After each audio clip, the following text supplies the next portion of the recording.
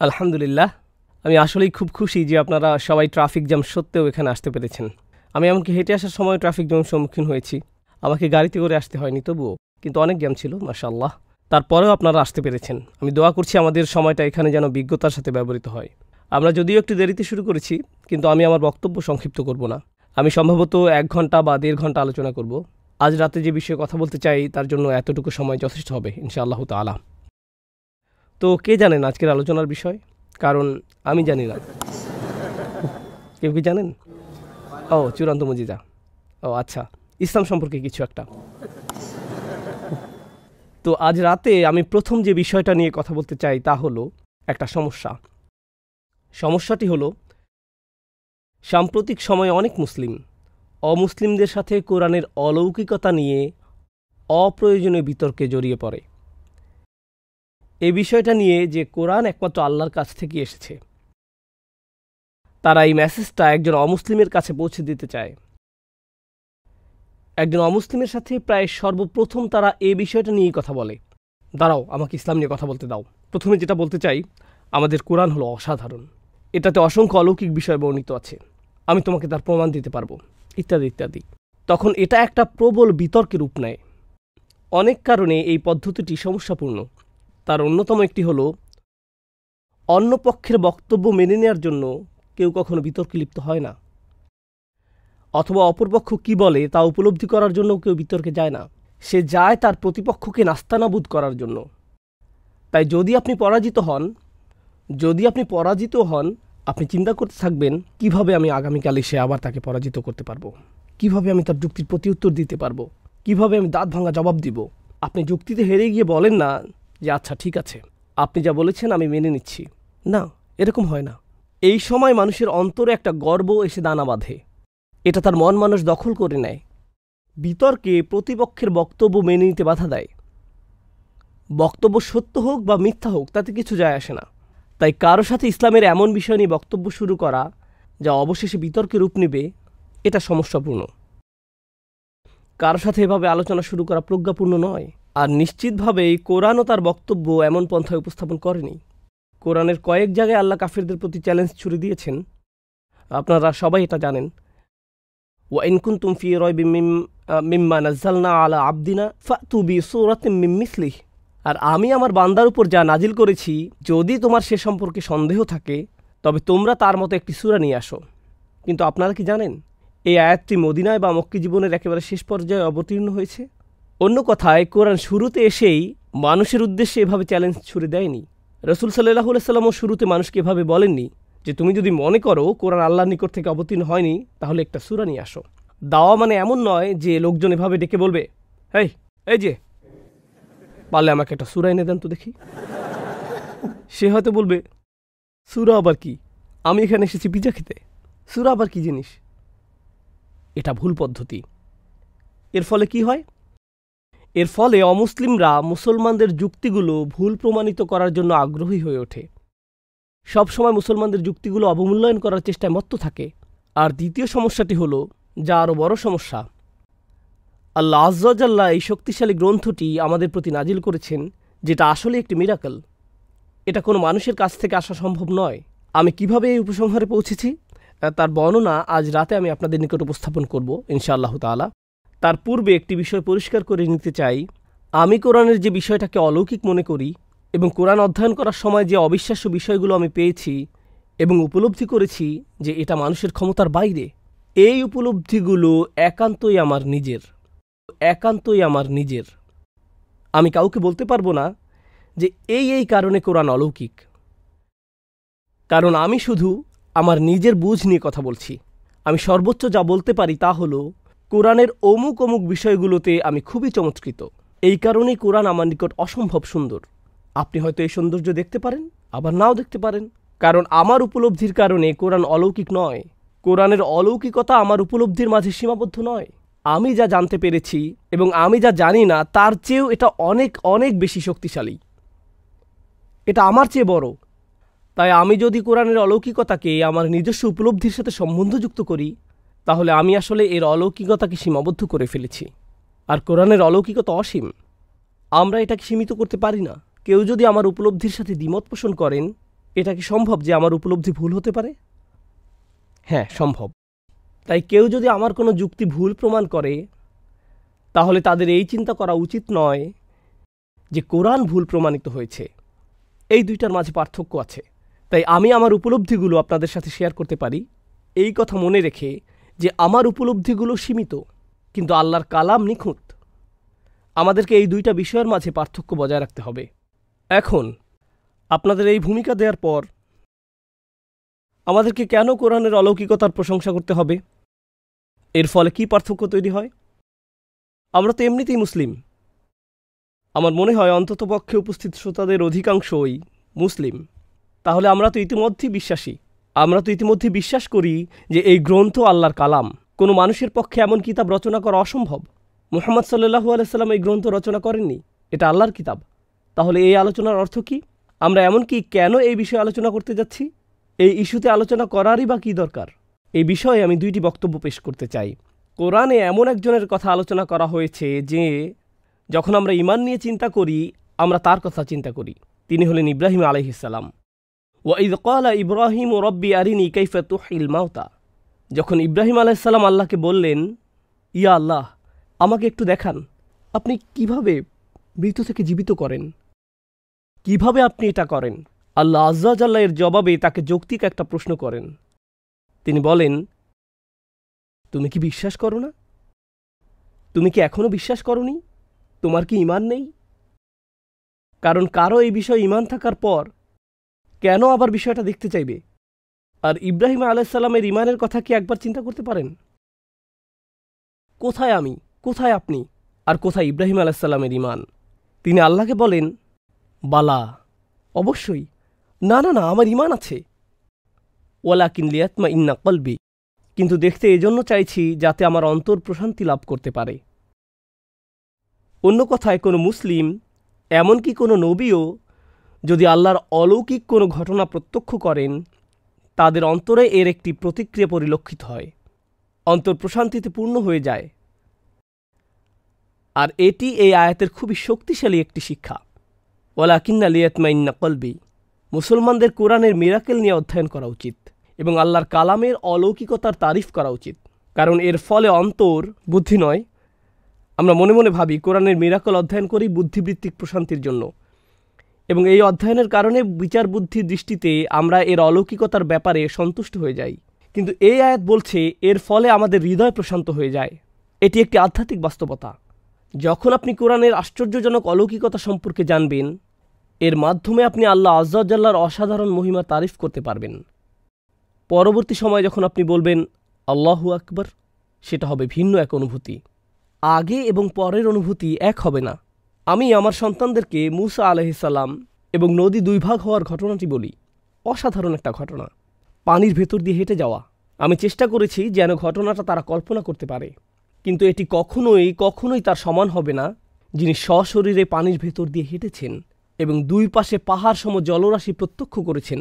সেই ব্যক্তির অন্য ধরনের এক ঈমান ছিল তখন, কারণ তিনি একটি মুজিজা সরাসরি দেখেছেন। পরিমাণে সামান্য হলেও কোরআনের এই মুজিজা আমরা অনুধাবন করতে চাই। এখন আমি আপনাদেরকে আমার ব্যক্তিগত কিছু বিষয় বলতে চাই, আর তারপর আপনাদের সাথে কোরআন থেকে কয়েকটি উদাহরণ শেয়ার করতে চাই। আমার কাছে এখানে 5 থেকে 6টি উদাহরণ আছে। আশা করছি আজকের এই সবগুলো উদাহরণ নিয়ে আলোচনা সমাপ্ত করতে পারবো ইনশাআল্লাহ তাআলা। মনে হচ্ছে আমি এই জায়গাতে বন্দী হয়েছি। কেউ কি এটা চালু করতে সাহায্য করতে পারবেন? ও আচ্ছা, এটা সচল আছে, এখন হাঁটাচলা করা যাবে। আমি এটা টেস্ট করছিলাম আর মনে হচ্ছিল এর মধ্যে একটা নাশিদ বাজছে। ব্যক্তিগতভাবে সর্বপ্রথম কোরআনের যে বিষয়টি আমার মধ্যে আগ্রহ তৈরি করে তা হলো কোরআনের মেসেজ, অর্থাৎ আল্লাহ আমাকে কি বলছেন, আল্লাহ আমার জন্য কি পথ নির্দেশ দিচ্ছেন। তো আমার মতে আপনার সাথে এবং আমার সাথে কোরআনের সম্পর্কের 1 নম্বর বিষয়টি হলো কোরআনের মেসেজ। এটাই আমার কৌতূহল তৈরি করে আরবি ভাষা শিক্ষার জন্য। এই কৌতূহল থেকেই আমি কোরআন সম্পর্কে আলোচনা শুনতে শুরু করি, তাফসির গ্রন্থগুলো পড়তে শুরু করি। আমি এই পড়াশোনায় মনোনিবেশ করি কারণ আমি কোরআনের এই মেসেজ সম্পর্কে কৌতূহলী ছিলাম। কিন্তু তারপর কয়েক বছর আগের কথা, সম্ভবত 2003-এ আমি আরবি ভাষায় একটি লেকচার সিরিজ পেলাম। তখনও আমার আরবি ভাষার জ্ঞান খুব একটা মজবুত না। আমি আরবি লেকচার শোনা শুরু করেছিলাম। তখন লেকচারগুলোর 30% মতো বুঝতাম, কিন্তু তারপরেও লেকচার শোনা বাদ দিইনি। নিয়মিত শুনে যাচ্ছিলাম আর নোট করছিলাম। তো আমি আরবিতে তারেক সোয়াইদানের ইজাজুল কোরআন শুনছিলাম। এটা ছিল তার 16-17 ঘন্টার একটা সিরিজ কোরআনের মুজিজা নিয়ে। এই প্রথম আমি কোরআনের মুজিজা এই বিষয়বস্তুর সাথে এমন পরিচিত হই। আমি যখন শুনছিলাম, শুনে শুনে নোট করছিলাম, বুঝতে পারছিলাম প্রায় 30%।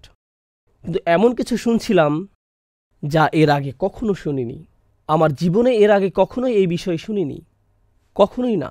আমি অবাক হয়ে গেলাম এটা জেনে যে এই ধরনের একটা বিষয়বস্তুর অস্তিত্ব আছে। কারণ ততদিন পর্যন্ত একমাত্র জিনিস যেটা আমার মধ্যে আগ্রহ তৈরি করত তা হলো কোরআনের মেসেজ। এখন ভিন্ন আরেকটি বিষয় সামনে এসে গেল, কোরআনের মুজিজা। যে পরিভাষাটি ব্যবহৃত হয়েছে তা হলো ইজাজুল কোরআন। ইজাজুল কোরআন, আরবিতে ইজাজ শব্দটি এসেছে আজাজ থেকে। আরবিতে আজাজ অর্থ হাঁটুতে ভর করে থাকা, যার ফলে আপনি দাঁড়াতে পারেন না। যখন আরবিতে কেউ বলে আন আজিজ অর্থ আমি অক্ষম। তো ইজাজ অর্থ এমন কিছু যা অন্য কিছুকে অক্ষম করে দেয়। যেমন দুজন ব্যক্তি একে অপরের সাথে রেসলিং করছে, একজন অন্যজনকে পায়ের নিচে ধরে রেখেছে। যে ব্যক্তিটি দাঁড়িয়ে পায়ের নিচে চেপে ধরে আছে সে হচ্ছে মুজিজ।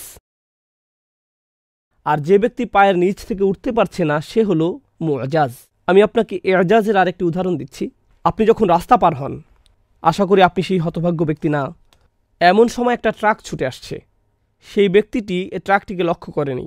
1 সেকেন্ড আগে চোখ পড়ল, ততক্ষণে ট্রাক আর মাত্র 1 ফুট দূরে। তখন আপনার চোখ বড় হয়ে যায়, আপনি বুঝতে পারেন যাওয়ার আর কোনো জায়গা নেই। সেই 1 সেকেন্ড, আপনার চ্যাপটা প্যানকেকে পরিণত হওয়ার আগের সেই 1 সেকেন্ড আপনি বুঝতে পারেন ইজাজ। আপনি ক্ষমতাহীন, আপনি সম্পূর্ণ অসহায়। এটাই ইজাজ। ইসলামের ইতিহাসে এই বিষয়টি কোরআনের সেই শক্তিমাত্রাকে বুঝিয়েছে যা তার প্রতিপক্ষকে অসহায়, ক্ষমতাহীন করে দেয়। কোরআন এতটাই শক্তিশালী যে কেউ যখন তার বিরোধিতা করতে আসে, কেউ যখন তাকে আক্রমণ করতে আসে, কেউ যখন এর মতো অন্য কিছু নিয়ে আসতে চায়, সেই বিরোধী শক্তি সবসময়ই অসহায়, ক্ষমতাহীন হয়ে পড়ে। কোরআন তার শত্রুদেরকে ক্ষমতাহীন, অসহায় করে দেয়। এটাই হলো ইজাজ। ইজাজ আর মিরাকল এক নয়। ইংরেজিতে মিরাকল শব্দটি আর ইজাজ এক বিষয় নয়। যেহেতু এটা বহুল প্রচলিত শব্দ, এজন্য ইংরেজিতে আলোচনার শিরোনামে মিরাকল শব্দটি ব্যবহার করেছি। কারণ যদি শিরোনাম এমন হতো যে কোরআনের শক্তিমাত্রা যা তার প্রতিপক্ষকে ক্ষমতাহীন, অসহায় করে দেয়, তাহলে শিরোনামটি অনেক লম্বা হতো আর পুরো পোস্টার জুড়ে শুধু শিরোনাম লিখতে হতো। এখন ব্যক্তিগতভাবে আমি এই বিষয়টি নিয়ে পড়াশোনা শুরু করলাম, নোট করা শুরু করলাম। আমার এখনও মনে আছে, আমি উদাহরণগুলো লিখতে লাগলাম। কোন জিনিসটাকে মুজিজা বলা হচ্ছে, কিভাবে এটি মুজিজা। কখনো কখনো যখন এই উদাহরণগুলো অধ্যয়ন করতাম, আমাকে নোট বন্ধ করতে হতো। নোট বন্ধ করে এক কোণায় চলে যেতাম আর কান্না করতাম। আমি অভিভূত হয়ে যেতাম। তখন নিজেকে নিজে বলতাম, কেন এই বিষয়গুলো আগে জানতে পারলাম না, কেন এই বিষয়গুলো আগে কখনোই জানতে পারলাম না। সব সময় যখনই কোরআন সম্পর্কে শুনেছি, এটাকে শুনেছি মেসেজ হিসেবে, কিন্তু কখনোই আমি এটাকে মুজিজা হিসেবে বুঝিনি। এটা এমন একটা বিষয় যা আপনাকে বিস্ময়ে অভিভূত করে দেয়। আমি নিজে অভিভূত হয়ে গিয়েছিলাম। আমার মনে এসেছিল, ও আল্লাহ, ও রব। তখন সিজদায় পড়ে যেতাম, অথবা নামাজ পড়তাম, অথবা অন্য কিছু করতাম। তখন আর পড়া সম্ভব হতো না, কিছুক্ষণের জন্য বিরতি দিতে হতো, কারণ এটা ছিল বিস্ময়ে অভিভূত হয়ে যাওয়ার মতো। যখন এই বিষয়ে যথেষ্ট পরিমাণ নোট করা হয়ে গেল, তখন এটাকে আমি একটা কোর্স হিসেবে বানানোর সিদ্ধান্ত নিলাম। সেই কোর্সের নাম দিয়েছিলাম ডিভাইন স্পিচ। এই কোর্সটি পুরো আমেরিকা জুড়ে 60 থেকে 70 বার পড়েছিলাম। পুরো আমেরিকা জুড়ে, লন্ডনেও একবার করেছিলাম। 50 বার যে আমেরিকায় কোর্সটি পড়িয়েছিলাম, আমার জানা মতে প্রোগ্রামে থাকা অবস্থাতেই 17 জন শাহাদা গ্রহণ করেছে। তারা ছিলেন অমুসলিম, কলেজ বিশ্ববিদ্যালয় পড়ুয়া ছাত্র, প্রফেসর, পেশাজীবী, কেউ বা কোনো মুসলিমের বন্ধু। তারা প্রোগ্রামে অংশগ্রহণ করেন এবং প্রোগ্রাম শেষে তারা ইসলাম গ্রহণ করেন। সুবহানাল্লাহ। এটা আমার জন্য হয়নি, হয়েছে কোরআনের মুজিজার কারণে, যা অত্যন্ত শক্তিশালী। কোরআন থেকে উদাহরণগুলো বলার আগে আমি আপনাদের সাথে আরেকটি ঘটনা শেয়ার করছি। আমি লস অ্যাঞ্জেলসে ছিলাম। প্রথমবার আমি ডিভাইন স্পিচ কোর্সটি করিয়েছিলাম লস অ্যাঞ্জেলসে। আমি কোর্সটি করতাম শুক্রবার রাত, শনিবার এবং রবিবার সারাদিন। রবিবার যখন কোর্স শেষ করলাম, এক মা আমার কাছে আসলেন। তখন তিনি কাঁদছিলেন। আমি বললাম, আম সরি। তিনি বললেন, না, আমি আপনার সাথে আমার ছেলের ব্যাপারে কিছু কথা বলতে চাই। আমি বললাম, ঠিক আছে, বলুন। তিনি বললেন, শুক্রবার রাতে আপনার প্রোগ্রামে আমার 17 বছরের ছেলে আসতে চায়নি, এ বিষয়ে তার কোনো আগ্রহ ছিল না। আমি বললাম, এটা স্বাভাবিক। 17 বছর বয়সে আমার নিজেরও ইসলামিক প্রোগ্রামের প্রতি আগ্রহ ছিল না। তিনি বললেন, সে আসলে লেকার্স টিকিট কিনেছিল, প্রথম সারির সিটের টিকিট। আপনি জানেন লেকার্স কি? যদি না জানেন তাহলে এখন ইস্তেগফার পড়ুন। তো যাই হোক, সে লেকার্স টিমের খেলা দেখার জন্য প্রথম সারির সিটের টিকিট কিনেছিল, আর তার মা বলল, আমার সাথে ইসলামিক লেকচার দেখতে চলো। আর বাকি ঘটনা বলার আগে একটা কথা বলতেই হবে, কত তরুণ যে আমার কাছে এসে বলেছে, আমার মা জোর করে আমাকে আপনার লেকচার শুনিয়েছে। আর আমি শুধু বলেছি, আম সরি, আমার কোনো দোষ নেই। এত তরুণরা আমার উপর রেগে আছে তাদের মায়ের কারণে। তাদের মায়েরা বলে, নোমান আলী খানের লেকচার শোনো। তারা মনে মনে বলে, এই লোকটাকে আমি ঘৃণা করি, সে আমার জীবনটা শেষ করে দিচ্ছে। যাই হোক, সেই ছেলেটির মা বলল, আমি আমার ছেলেকে রাজি করাতে পারছিলাম না। সব শেষে আমি তাকে বললাম, আমি তোমাকে প্লে অফ টিকিট কিনে দেব, শুধু আজকে রাতে আমার সাথে প্রোগ্রামে চলো। প্লে অফ টিকিটের দাম অনেক বেশি হয়। সে বলল, ঠিক আছে, আমি রাজি, আমি যাব। তো সে আসলো।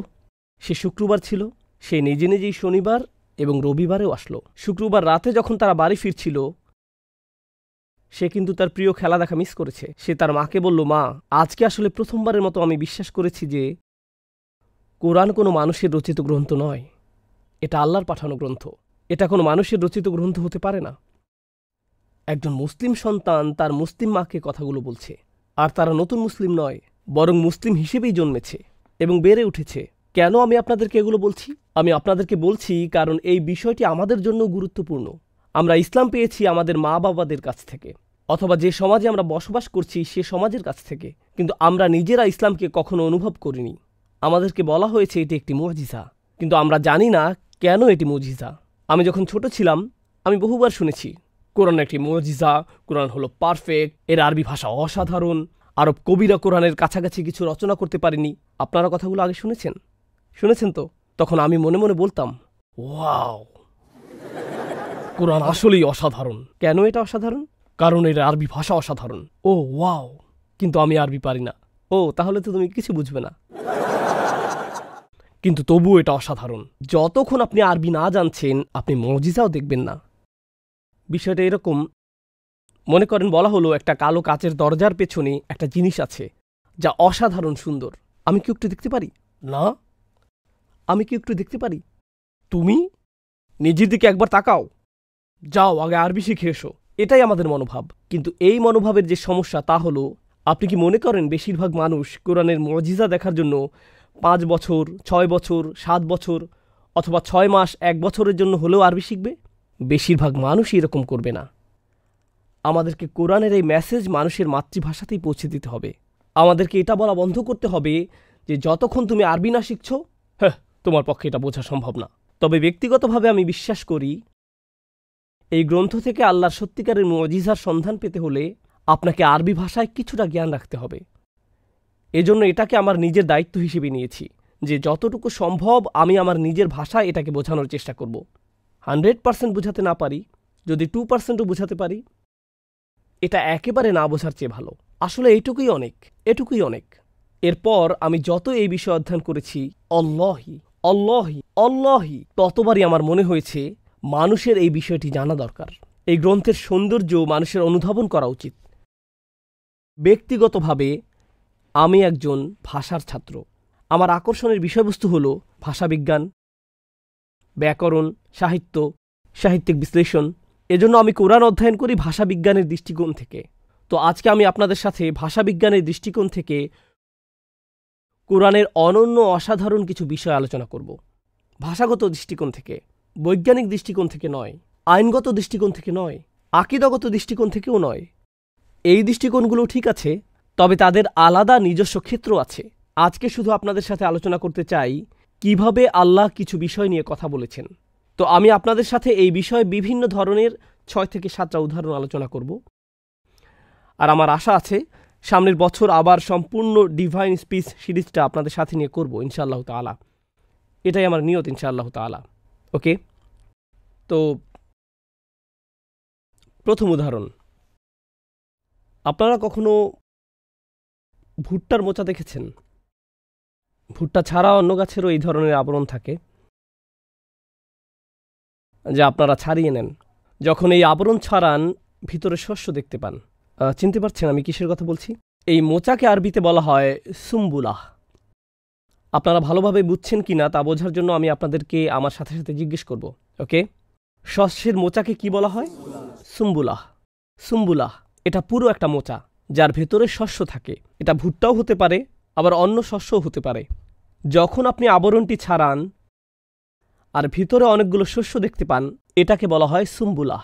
ওকে, এখন আমি যদি ইংরেজিতে বলি কার, এর বহুবচন কি? Cars. House, mouse, mouses, mice. কিন্তু সাধারণ ইংরেজিতে কোনো শব্দকে যখন বহুবচন করতে চান তখন শব্দের শেষে এস যোগ করেন। সাধারণত এরকমই হয়। হাউসের ক্ষেত্রে এই নিয়ম ঠিক আছে, কিন্তু মাউসের ক্ষেত্রে এটা কাজ করে না। এ প্রসঙ্গে একটা কৌতুক বলি, যদি না হাসেন তাহলে কিন্তু আমাকে বিদায় নিতে হবে এখান থেকে। আমি অর্থনীতি পড়েছিলাম, জানি না কেন পড়েছিলাম অর্থনীতি।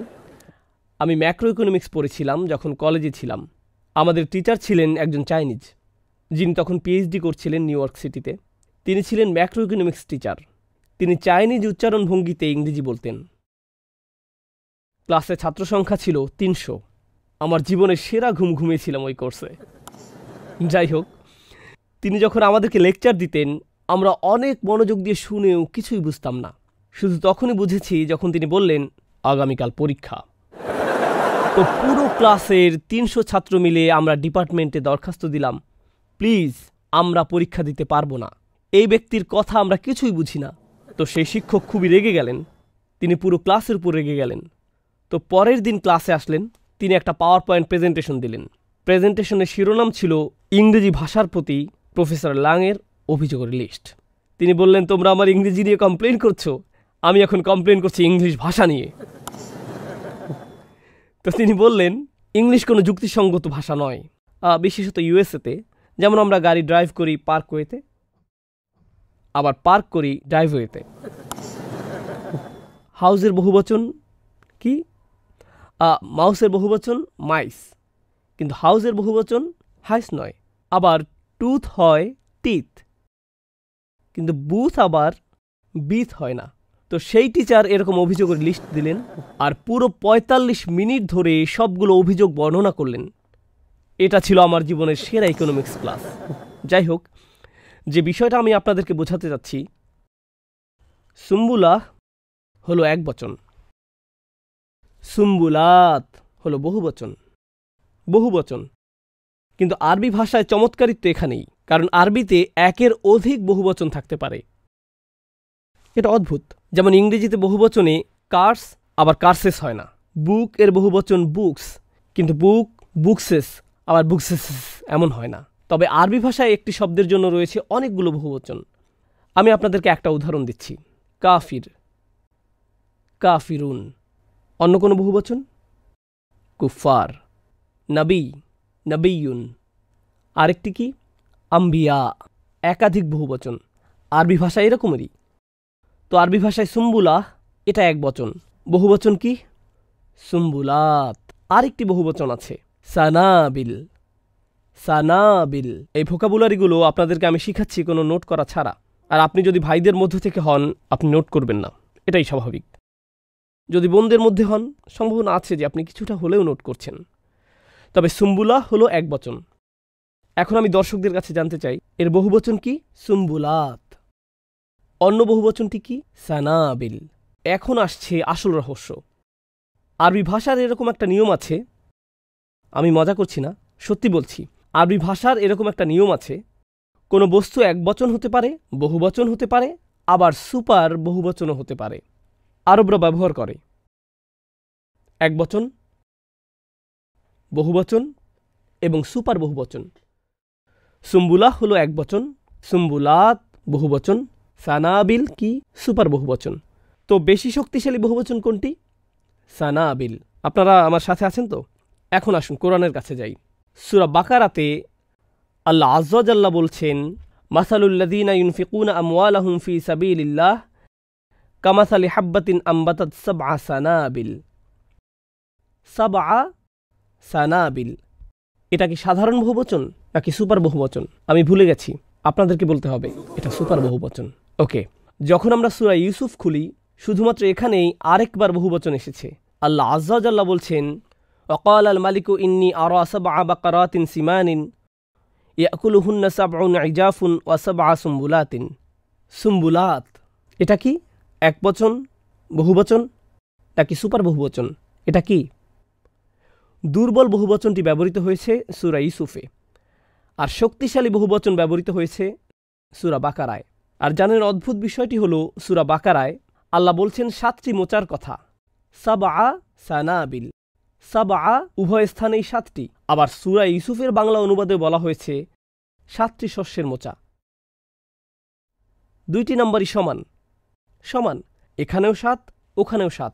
তাহলে কিভাবে একটি শক্তিশালী অন্যটি দুর্বল? একটি 75 আর অন্যটি যদি 7 হতো তাহলে বোঝা যেত যে একটি বেশি শক্তিশালী আর অন্যটি দুর্বল। কিন্তু গাণিতিক হিসাবের বিবেচনায় বলতে গেলে উভয় নম্বরই কি? সমান।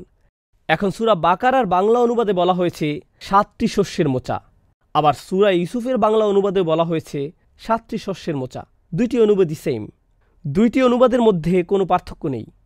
কিন্তু আল্লাহ বাছাই করেছেন সূরা বাকারার জন্য শক্তিশালী বহুবচন আর সূরা ইউসুফের জন্য দুর্বল বহুবচন। কেন? কেন? যখন আমরা সূরা বাকারা পড়ি আল্লাহ বলেছেন, আল্লাহর রাস্তায় যারা ব্যয় করে তাদের দৃষ্টান্ত হচ্ছে একটি শস্যের মতো যা জন্ম দেয় 7টি শস্যের মোচা, আর প্রতিটি মোচার ভিতরে ফি কুল্লি সুম্বুলাতিন মিয়াতু হাব্বাতিন রয়েছে 100টি করে শস্য। আল্লাহু ইউদাইফু লিমান ইয়াশা, আর আল্লাহ যাকে ইচ্ছা করেন বহুগুণে বৃদ্ধি করে প্রতিদান দেন।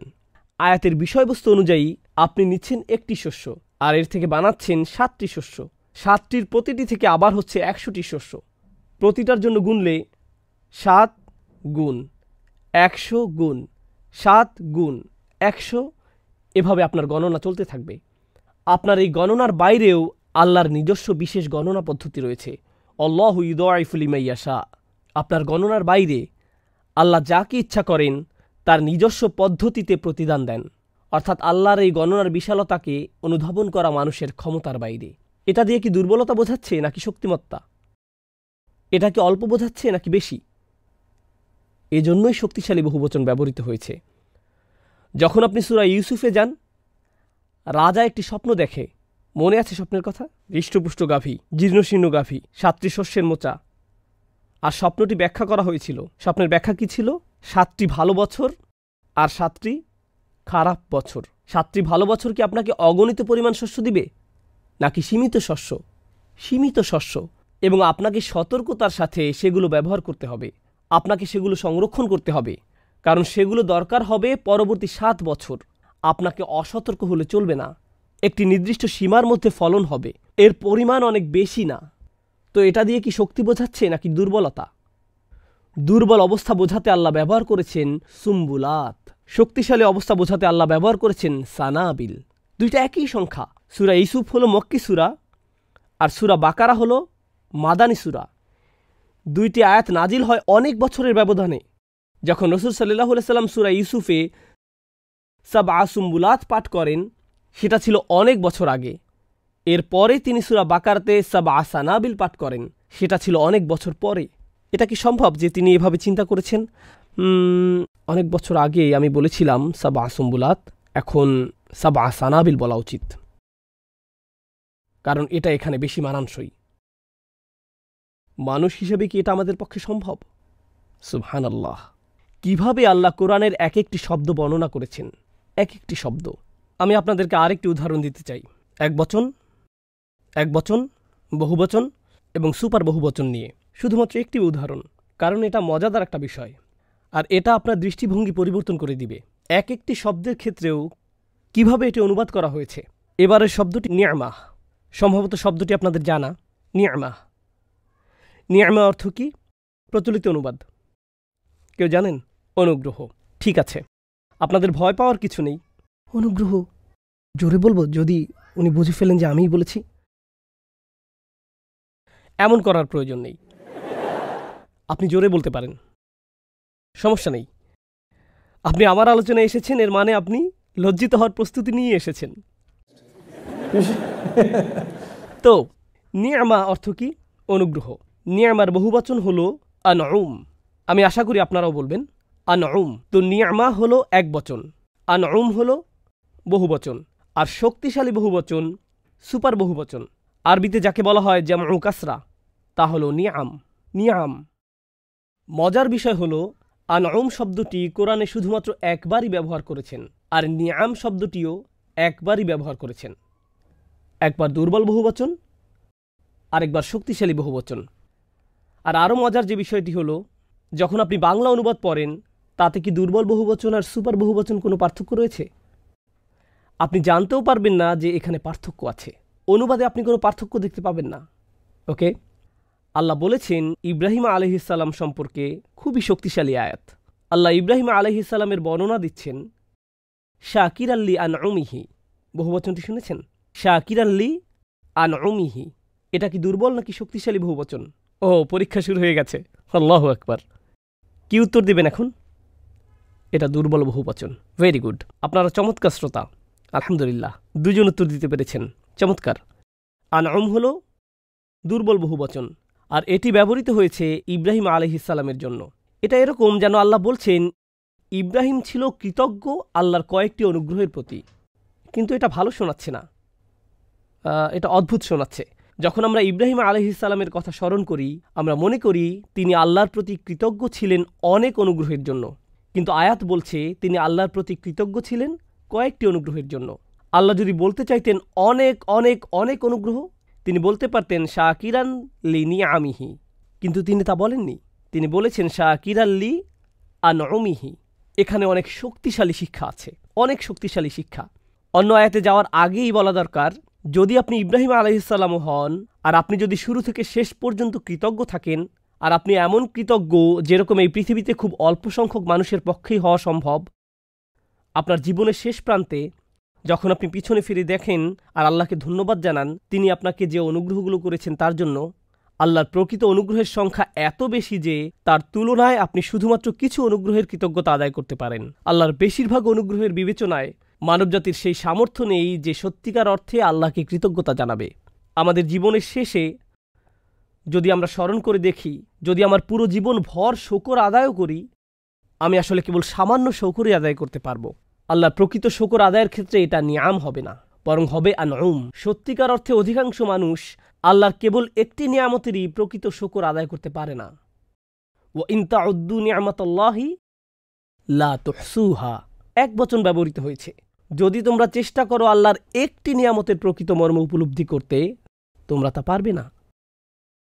আমরা আল্লাহর শকর জানাই আমাদেরকে চোখ দেওয়ার জন্য, আমরা আল্লাহর শকর জানাই আমাদেরকে পা দেওয়ার জন্য, পায়ের মধ্যে আঙ্গুল দেওয়ার জন্য, আমরা আল্লাহর শকর জানাই জিহ্বা দেওয়ার জন্য। যখন আমরা এই জিনিসগুলোর জন্য আল্লাহর শকর আদায় করি, আমরা আসলে এটাও জানি না যে এগুলো কি পরিমাণে আমাদেরকে হেল্প করে। আমরা প্রকৃতপক্ষে এটাও জানি না যে এগুলো না থাকলে কি পরিমাণ ক্ষতি হবে। আমাদের পক্ষে নিয়ামতকে সঠিকভাবে বোঝা সম্ভব না। আমরা শুধু আমাদের সীমিত অনুমানের উপর ভিত্তি করে শকর আদায় করতে পারি, আমরা একটিও আদায় করতে পারি না। তাই এটা প্রশংসনীয় যে ইব্রাহিম আলাইহিসসালাম কয়েকটি নিয়ামতের শুকরিয়া আদায় করতে পেরেছেন। এটা ইব্রাহিম আলাইহিসসালামের শুকরিয়া আদায়ের সার্টিফিকেট। এই উদাহরণের পরবর্তী আয়াতে আল্লাহ বলছেন ওয়া আসবাগা আলাইকুম নি'মাহু যাহিরাতান ওয়া বাতিনা, তিনি তোমাদের উপর তার নিয়ামত রাজি অবারিত করেছেন। যে নিয়ামতগুলো তোমরা দেখতে পাও আর সেগুলো যা তোমরা দেখতে পাও না। যাহিরাতান ওয়া বাতিনা, আয়াতটি কি কম বোঝাচ্ছে না বেশি বোঝাচ্ছে? বেশি। তিনি ব্যবহার করেছেন সুপার বহুবচন। আর এই আয়াতগুলো একটি অপরটির পাশে না, কোরআনের মধ্যে বহু পৃষ্ঠা দূরে তাদের অবস্থান। কিভাবে মাথায় রাখা সম্ভব কোন জিনিসটা পারফেক্টভাবে কোথায় বসবে? এটাই আল্লাহ করেছেন কোরআনে। এটা হলো আমার প্রথম উদাহরণ। আমরা দ্রুত এগুচ্ছি। পরবর্তীটা আসলে আমার অনেক প্রিয়। সূরাতুস সফ। সূরাতুস সফ আল্লাহ বলেছেন মূসা আলাইহিসসালামকে নিয়ে, এরপর তিনি বলেছেন ঈসা আলাইহিসসালামকে নিয়ে। কোন জাতির কাছে মূসা আলাইহিসসালামকে প্রেরণ করা হয়েছিল? হ্যাঁ, বনি ইসরাইল। Very good. আপনারা কোনো কোনো বাচ্চার থেকে ভালো যাদেরকে আমি পড়াই। কখনো কখনো ভয়ঙ্কর সব উত্তরের সম্মুখীন হতে হয়। একটা সানডে স্কুলে পড়াতাম। বলো তো রাসূল সাল্লাল্লাহু আলাইহি ওয়াসাল্লাম কোথায় জন্মগ্রহণ করেছিলেন? নিউ জার্সিতে। তোমাকে আরও শিখতে হবে। যাই হোক, মূসা আলাইহিস সালাম কোন জাতিকে দাওয়াত দিয়েছিলেন? বনে ইসরাইল। ওকে, ঈসা আলাইহিসসালাম আছেন পরের আয়াতে। কোন জাতির কাছে তিনি প্রেরিত হয়েছিলেন? বনে ইসরাইল। তারা উভয় প্রেরিত হয়েছিলেন বনে ইসরাইলের কাছে। যখন আল্লাহ মূসা আলাইহিসসালাম সম্পর্কে বলেন, ওয়াইয ক্বালা মূসা লিকওমিহি, যখন মূসা তার জাতিকে বললেন, যখন মূসা আলাইহিসসালাম তার জাতিকে বললেন, তার জাতিকে বনে ইসরাইল। আর পরবর্তী আয়াতে আছে ওয়াইয ক্বালা ঈসা ইবনু মারইয়াম ইয়া বানি ইসরাইল। প্রসঙ্গক্রমে মূসা আলাইহিসসালাম বলেছিলেন ইয়া কওমি, ইয়া কওমি। কেউ বলতে পারেন ইয়া কওমি অর্থ কি? ও আমার জাতি, ও আমার জাতি, লিমা তুযুনানি, তোমরা কেন আমাকে কষ্ট দিচ্ছ? কেমন ধরনের জাতি তোমরা? কিন্তু তোমরা আমারই জাতি, কেন তোমরা এমন করছো? কিন্তু ঈসা আলাইহিসসালাম যখন বলেছেন, তিনি বলেননি ইয়া কওমি, তিনি বলেছেন ইয়া বানি ইসরাইল। পরবর্তী আয়াতেই আশ্চর্যের বিষয় হলো তারা উভয়ই নবী, তারা উভয়ই একই জাতিকে উদ্দেশ্য করে বলেছেন। তাহলে কেন একজন বলছেন ইয়া কওমি আর অপরজন পরবর্তী আয়াতে বলেছেন ইয়া বানি ইসরাইল? লক্ষ্য করুন, আরবদের ঐতিহ্য অনুযায়ী আপনি কোনো জাতির অন্তর্ভুক্ত হতে হলে আপনার বাবাকেও সেই জাতির একজন হতে হবে। যদি আমার বাবা পাকিস্তানি হয় আর আমার মা বাংলাদেশি হয়, তাহলে আমার জাতি কোনটি? পাকিস্তানি। যদি আসলে আমার মাও পাকিস্তানি, এটা উদাহরণ দিলাম। ওকে, একইভাবে আমার সন্তানেরাও, আমার স্ত্রী হলো ইন্ডিয়ান, আমি পাকিস্তানি, আর ঘরের মধ্যে মতবিরোধ তৈরি হলো। এ কারণে আমরা সিদ্ধান্ত নিয়ে সন্তানদেরকে বাংলাদেশি বানিয়ে দিলাম, মতবিরোধ দূর করে ফেললাম। কিন্তু যাই হোক, কারণ আমি বাবা পাকিস্তানি, তাই তারাও হবে পাকিস্তানি। আর অনেক বিষয় মতবিরোধ করে। যাই হোক, প্রসঙ্গক্রমে যেহেতু বনি ইসরায়েলের প্রসঙ্গ উঠল, একটা বিষয় বলে রাখি। কেউ কেউ হয়তো বলবেন আস্তাগফিরুল্লাহিল আযীম, লা হাওলা ওয়ালা কুওয়াতা ইল্লা বিল্লাহ। সম্প্রতি একজন রাবাইয়ের সাথে আমার বন্ধুত্ব হয়েছে। লা হাওলা ওয়ালা কুওয়াতা ইল্লা বিল্লাহিল আলিয়্যিল আযীম। আপনারা কেউ কেউ হয়তো এখন উঠে দাঁড়াবেন আর বলবেন, থু, আমি এখনই চলে যাচ্ছি। আসলে যা হয়েছিল, আমি ইব্রাহিম আলাইহিসসালামকে নিয়ে অমুসলিমদের সামনে একটা আলোচনা করেছিলাম ইসলামে ইব্রাহিম আলাইহিসসালামের মর্যাদা নিয়ে আলোচনাটা করেছিলাম।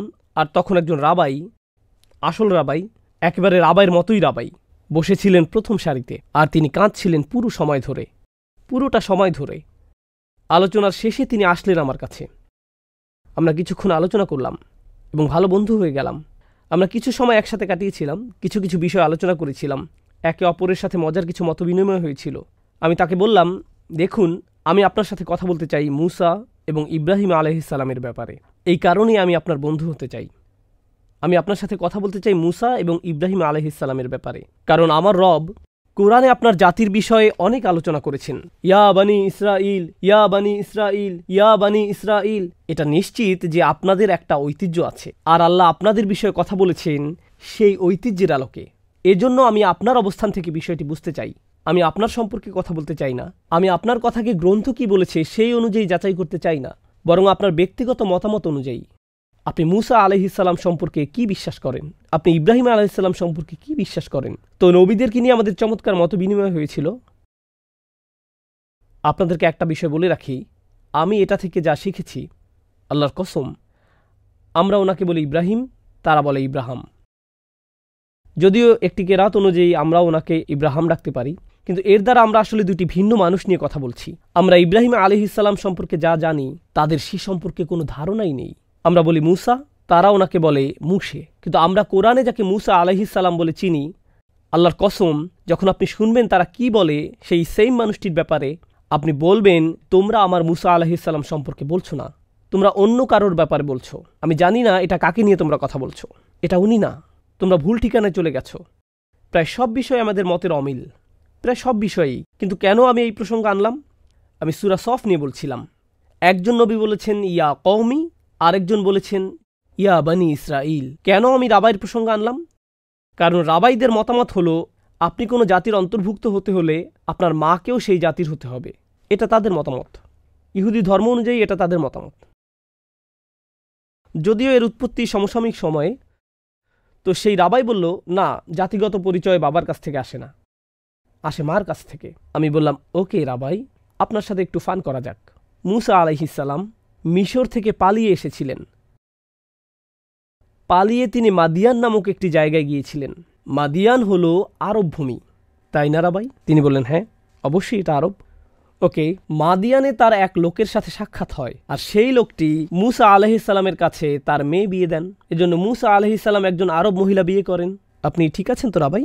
হ্যাঁ হ্যাঁ, মুসা বিয়ে করেছিলেন আরব মহিলাকে। ঠিক আছে, তাহলে আপনাদের মতামত অনুযায়ী মুসা আলাইহিস সালামের সন্তানেরা সব আরব?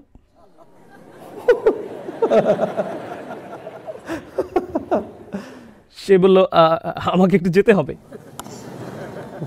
জাতিগত পরিচয় আসে কার কাছ থেকে? বাবার কাছ থেকে। এজন্যই রাবাই আপনারা নিজেদেরকে বলেন বনি ইসরায়েলের সন্তান। আপনারা নিজেদের জাতিকে মায়ের নামে ডাকেন না, বরং বাবার নামে ডাকেন। সমগ্র মানব জাতিকে কার সন্তান বলা হয়? আদম সন্তান, হাওয়া না। আমরা আমাদেরকে বলি বনি আদম। কেন? কারণ পরিচয় আসে কার কাছ থেকে? বাবার থেকে। এটা এভাবেই চলে আসছে, আদম থেকে শুরু, তখন থেকে এভাবেই চলে আসছে। এখন আমাদের আলোচনায় ফিরে আসি। কোনো জাতির অন্তর্ভুক্ত হতে হলে কাকে সেই জাতির হতে হবে? বাবাকে। যখন মুসা আলাইহিস সালাম বলেন ইয়া কওমি, জানেন তিনি কি বলেছেন? তোমরা আমার জাতি, কারণ আমার বাবা তোমাদেরই একজন। কোরআনে ঈসা আলাইহিস সালাম একবারও বলেননি ইয়া কওমি, একবারও বলেননি ইয়া কওমি। তিনি সবসময় কি বলেছেন? ইয়া বনি ইসরাইল। তিনি ইয়া কওমি বলতে পারেন না, কারণ যদি তিনি বলেন ইয়া কওমি, তাহলে এটা বলা হয় যে আমার বাবা তোমাদের একজন। কিন্তু এক্ষেত্রে সমস্যা হলো তার কোনো বাবা ছিল না, এজন্যই তিনি বলতে পারেন না ইয়া কওমি। তিনি শুধু বলতে পারেন ইয়া বনি ইসরাইল। ঈসা আলাইহিস সালামের পিতাবিহীন অলৌকিক জন্মকে বাইবেলের চেয়েও কোরআনে ভালোভাবে উপস্থাপন করা হয়েছে। ইয়া বনি ইসরাইল, এটাকে বলা যায় শব্দের যথাযথ ব্যবহার, যা মানুষের ক্ষমতার বাইরে। আল্লাহর আলাদা একটা সূরা নাজিল না করলেও চলতো, যার বিষয়বস্তু ঈসা আলাইহিস সালামের বাবা ছাড়া জন্মগ্রহণ। আর ঈসা আলাইহিস সালামকে নিয়ে ইয়া বনি ইসরাইল বলানোই যথেষ্ট ছিল। এটাই যথেষ্ট। পরিচয় আসে কার কাছ থেকে? বাবার থেকে।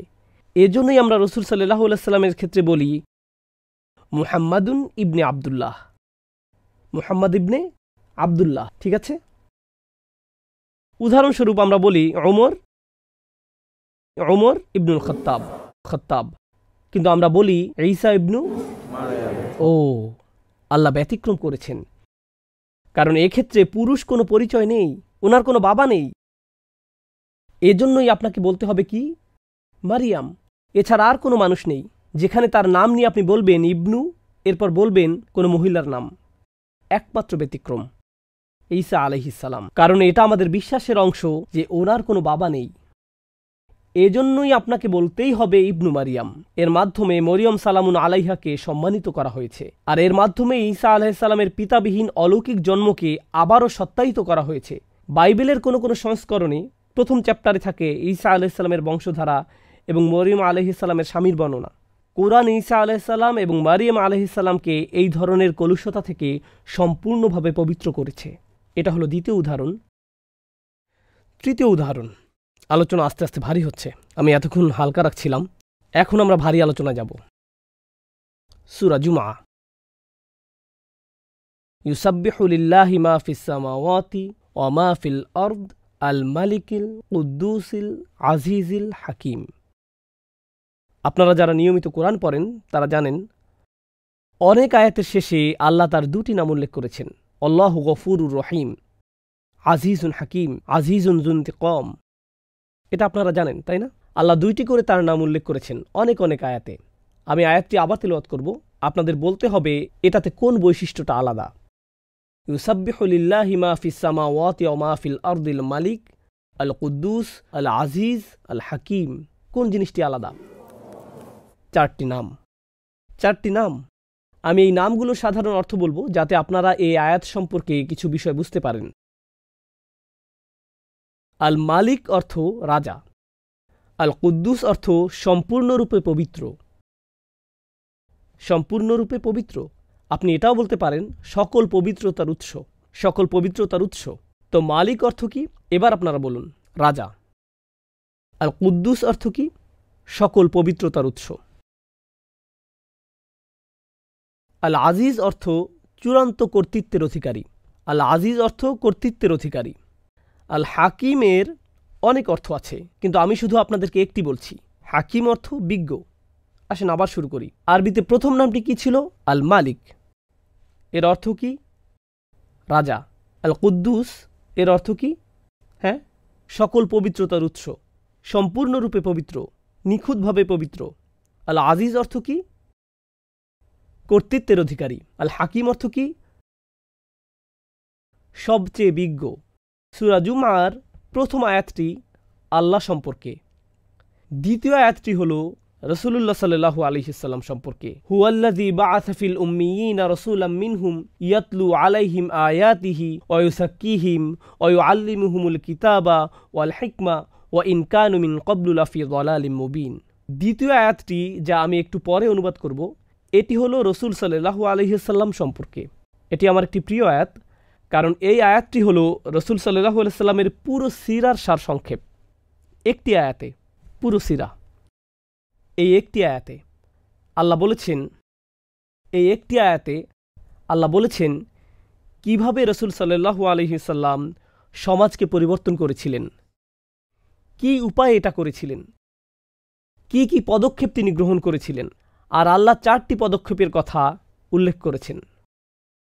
কয়টি? 4টি পদক্ষেপ। আগে কোথায় আমরা 4 সংখ্যাটি শুনেছি? আল্লাহর কয়টি নামের উল্লেখ করা হয়েছে? 4টি। আমি আপনাকে চিন্তা করার মতো কয়েকটি বিষয় দিচ্ছি। মনে করুন আপনি বাস করেন 1000 বছর আগে, অথবা 2000 বছর আগে, অথবা 3000 বছর আগে। আপনি আপনার ব্র্যান্ড নিউ গাধায় ভ্রমণ করছেন, আর আপনি একটি নতুন রাজ্যে প্রবেশ করেছেন। কিভাবে আপনি জানবেন একটি রাজ্যে প্রবেশ করেছেন? কোন জিনিসটা আপনার চোখে পড়বে? পতাকা, নিশান, রাইট? দেখতে পাবেন সিপাহী যারা রাজার চিহ্ন বহন করছে। আপনি দেখতে পারেন প্রাসাদ। আপনি কিছু চিহ্ন দেখে বুঝতে পারবেন যে এটি একটি রাজ্য, অথবা এই এলাকার একজন রাজা আছে, রাইট? আপনি চিহ্ন দেখতে পাবেন। বুঝতে পেরেছেন? একজন রাজাকে চিনা যায় তার চিহ্ন দ্বারা। আপনি একজন রাজাকে চিনবেন না যদি তিনি মুকুট না পরে থাকেন। রাজা যদি টি শার্ট পরে থাকেন, আপনি জানতে পারবেন না যে তিনি একজন রাজা। তাকে লম্বা জামা আর মুকুট পরতে হবে। যদি কোনো রাজা অ্যাপার্টমেন্টে বসবাস করেন, সে রাজা না। সে ব্যক্তি নিজেকে যেই উপাধি দিক না কেন, তার একটা প্রাসাদ থাকতে হবে। এই চিহ্নগুলো মোটামুটি যথেষ্ট এটা বোঝার জন্য যে আপনি একজন রাজার সামনে আছেন। তো আমার প্রথম পয়েন্ট হলো, একজন রাজাকে চেনা যায় তার চিহ্ন দ্বারা। আল্লাহর প্রথম কোন নামটির উল্লেখ করেছেন? আল মালিক। এর অর্থ কি? আল্লাহ রাসূল সাল্লাল্লাহু আলাইহি ওয়াসাল্লাম সম্পর্কে বলছেন যে তিনি 4টি জিনিস করেন। প্রথম বৈশিষ্ট্যটি ইয়াতলু আলাইহিম আয়াতিহি, তিনি মানুষকে পড়ে শোনান রাজার চিহ্নগুলো। কিভাবে একজন রাজা চেনা যায়? তার চিহ্ন দ্বারা। আর রাসূল মানুষকে বলেন তার চিহ্নগুলো। দেখো ওনার রাজত্ব, ওই পাহাড়টি দেখেছো? এটা ওনার রাজত্বের অন্তর্ভুক্ত। দেখেছো ওই সূর্য? এটা ওনার রাজত্বের অংশ। এভাবেই বুঝতে পারবে যে একজন রাজা আছেন। রাতের আকাশে যে তারা দেখতে পাও, তাও আল্লাহর রাজত্ব। তাকে তার চিহ্ন দেখেই চেনা যায়। দ্বিতীয় বৈশিষ্ট্য, আল্লাহর দ্বিতীয় নামটি কি ছিল যেন? আয়াতের মধ্যে আল কুদ্দুস নামটির অর্থ কি জানো? সকল পবিত্রতার। দ্বিতীয় যে জিনিসটি রাসূল সাল্লাল্লাহু আলাইহি ওয়াসাল্লাম করেন, ওয়া ইউযাক্কিহিম, তিনি তাদেরকে পবিত্র করে। তিনি রাজার চিহ্নগুলো তাদের পড়ে শোনান এবং তিনি তাদেরকে পবিত্র করেন। আল্লাহর দ্বিতীয় নামটি কি ছিল? সকল পবিত্রতার উৎস। কানেকশনটি দেখতে পাচ্ছেন? তৃতীয় বৈশিষ্ট্যটি, এটি বলার আগে বলে নেই, আল্লাহ বলেছেন তিনি চূড়ান্ত কর্তৃত্বের অধিকারী। আইন আসে কোথা থেকে? আইন আসে কর্তৃত্ব থেকে। একটি ঘরে নিয়মকানুন আসে বাবা মা থেকে। এটা সন্তানদের কাছ থেকে আসতে পারে না, কারণ বাবা মার কি আছে? কর্তৃত্ব। ক্লাসরুমে নিয়ম আসে শিক্ষকের কাছ থেকে, ছাত্রদের কাছ থেকে না, কারণ শিক্ষকের কি আছে? কর্তৃত্ব। একটি দেশে আইন আসে সরকারের পক্ষ থেকে। আইন আসে কোর্ট অথবা যারা আইন প্রণয়ন করেন তাদের কাছ থেকে। আইন সাধারণ মানুষের কাছ থেকে আসে না, কারণ এখানে কার কর্তৃত্ব? কোর্টের। বুঝতে পারছেন? আইন আসে কর্তৃত্বশীল কারো কাছ থেকে। বুঝতে পারছেন? আল্লাহ বলেন ওয়ায়ুআল্লিমুহুমুল কিতাব, তিনি তাদেরকে বই শিক্ষা দেন। আর আরবি সাহিত্যে বই বা কিতাব শব্দটি আইনের জন্য ব্যবহৃত হয়। তো এটা এরকম বলার মতো যে তিনি তাদেরকে আইন শিক্ষা দেন, আর আইন আসতে পারে শুধুমাত্র কর্তৃত্বশীল কারো কাছ থেকে। আল আজিজ হলেন একমাত্র সত্তা যিনি কিতাব দিতে পারেন। আপনি কিতাব পেতে পারেন না ইজ্জা ছাড়া, আপনি আইন পেতে পারেন না কর্তৃত্ব ছাড়া। প্রসঙ্গক্রমে ইংরেজি সাহিত্যেও যেমন আমেরিকান ইংলিশে বলা হয়ে থাকে দ্য জাজ threw the book at him. এর অর্থ এটা নয় যে বিচারক রেগে গেলেন আর একটা বই নিয়ে অভিযুক্তের মাথায় ছুঁড়ে মারলেন, যার আক্ষরিক অর্থ বিচারক তার দিকে বই ছুঁড়ে মারলেন। এর অর্থ বিচারক এই ব্যক্তির উপর পূর্ণ আইন প্রয়োগ করেছেন, তিনি বই ছুঁড়ে মারলেন। এর অর্থ এটাই। যখন ইংরেজিতে কেউ বলে I will do this by the book, এর অর্থ কি? আমি এটা করব আইন অনুযায়ী। বুঝতে পারছেন? বাই দ্য বুক অর্থ এটাই। বুঝতে পারছেন? তো আল আজিজ হলেন কর্তৃত্বের অধিকারী, আর রসুল সাল্লাল্লাহু আলাইহি ওয়াসাল্লাম মানুষকে আইন শেখান যা এসেছে প্রকৃত কর্তৃত্বশীলের কাছ থেকে। ওয়ায়ুআল্লিমুহুমুল কিতাব। আল্লাহর সর্বশেষ নামটি কি ছিল, যা একটু আগে আলোচনা করেছিলাম? আল মালিকিল কুদ্দুসিল আজিজিল হাকিম, সবচেয়ে বিজ্ঞ। আল্লাহ বলেছেন ওয়ায়ুআল্লিমুহুমুল কিতাব ওয়াল হিকমাহ। রাসূল তাদেরকে শিক্ষা দেন বিজ্ঞতা। বিজ্ঞতা আসে কার কাছ থেকে? এটা আসে সবচেয়ে বিজ্ঞ সত্তা থেকে। প্রথম আয়াতে আল্লাহর 4টি নাম, পরবর্তী আয়াতে রাসূল সাল্লাল্লাহু আলাইহি সাল্লামের 4টি বৈশিষ্ট্য, আর তারা সুন্দরভাবে মিলে গেছে। আপনাদেরকে বিষয়টি বোঝাতে আমার 20 মিনিট লেগে গেছে, কিন্তু আল্লাহ জাস্ট বলে গেছেন। তিনি জাস্ট বলে গেছেন। কোন মানুষটি কথা বলার সময় এভাবে চিন্তা করে? আল্লাহর 4টি নাম বললাম, এখন আমাকে এমন শব্দ, এমন ক্রিয়াপদ, এমন ভাব ব্যবহার করতে হবে যা পুরোপুরিভাবে আগে যা বলেছি তার সাথে মিলে যাবে। এটা মানুষের ক্ষমতার বাইরে, আমাদের পক্ষে এটা সম্ভব নয়। আর আমরা আয়াতটি শুধু পড়ে যাই, আমরা এই মুজিজাকে পাশ কাটিয়ে যাই, শক্তিশালী এই মুজিজার মধ্য দিয়েই পড়ে যাই, কিন্তু বেশিরভাগ সময় আমরা বুঝি না যে কি পড়লাম। আপনারা অনেকেই আয়াতের প্রকৃত স্বাদ আস্বাদন করতে পারেন না। যদি আপনি বুঝতে পারতেন তাহলে এভাবে থাকতেন। আল্লাহু আকবার। আপনি অভিভূত হয়ে যাবেন, আপনি অভিভূত হয়ে যাবেন। এটা ছিল দ্বিতীয় নাকি তৃতীয় উদাহরণ? এটা ছিল আমার তৃতীয় উদাহরণ। ওকে, 2টা বাকি আছে, 2টা বাকি, এতটুকুই। আশা করি আপনাদের কষ্ট হবে না, বিষয়গুলো সহজ।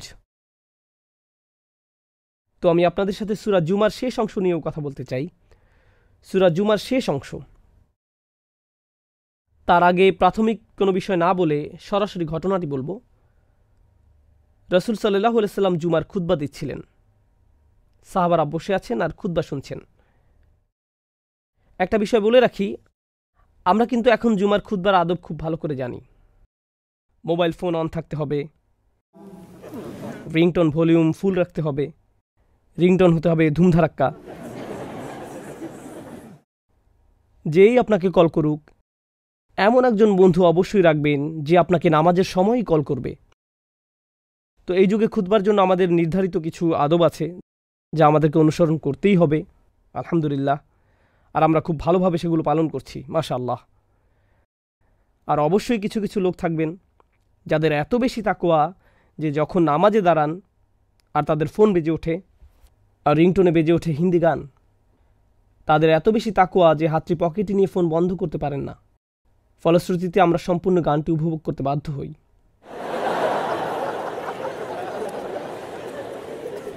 বিশেষভাবে এটা উপভোগ করা যায় জোহর এবং আসরের নামাজে, যখন কিরাত পড়া হয় আস্তে, তখন আমরা হিন্দি গানগুলো খুব খুশু সহকারে শুনতে পারি।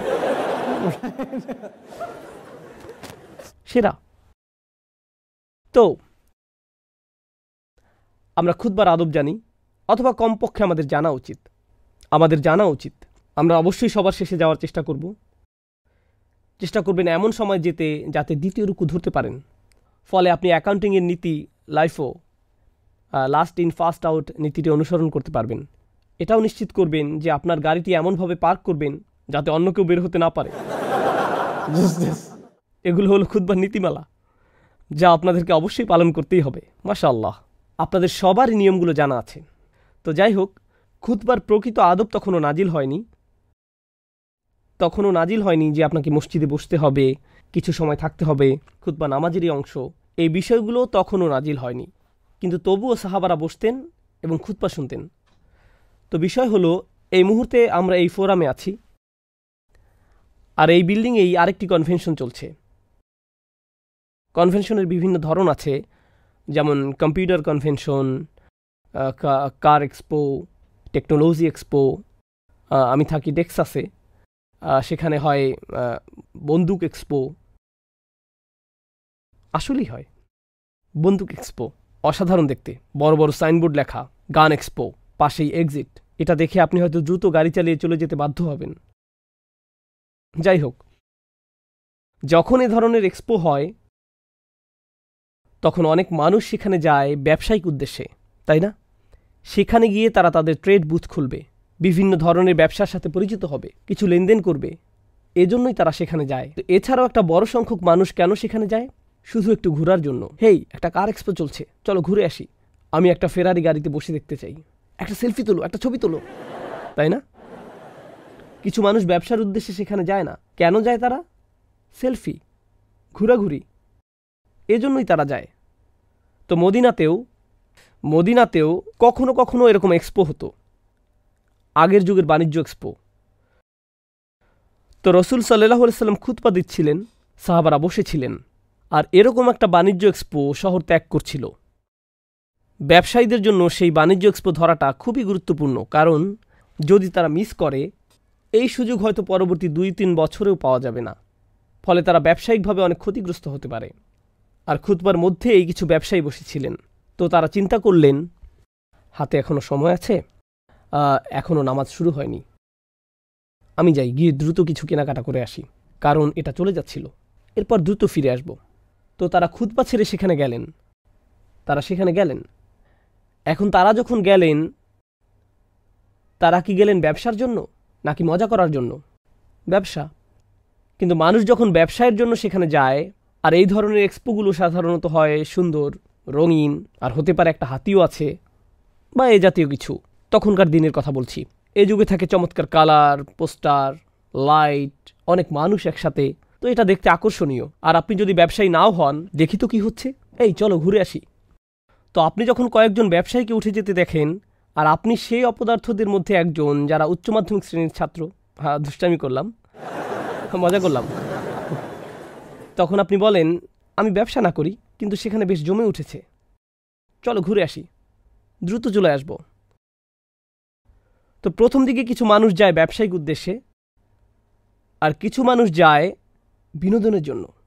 তারা যায় বিনোদনের জন্য। এখন আয়াতটি শুনুন। আল্লাহ বলেছেন, ওয়া ইযা রাআউ তিজারাতান আও লাহওয়ান ইনফাদ্দু ইলাইহা ওয়া তারাকুকা কাইমা। যখন তারা দেখতে পেল ব্যবসা অথবা বিনোদন, তারা সেই দিকে ছুটে গেল।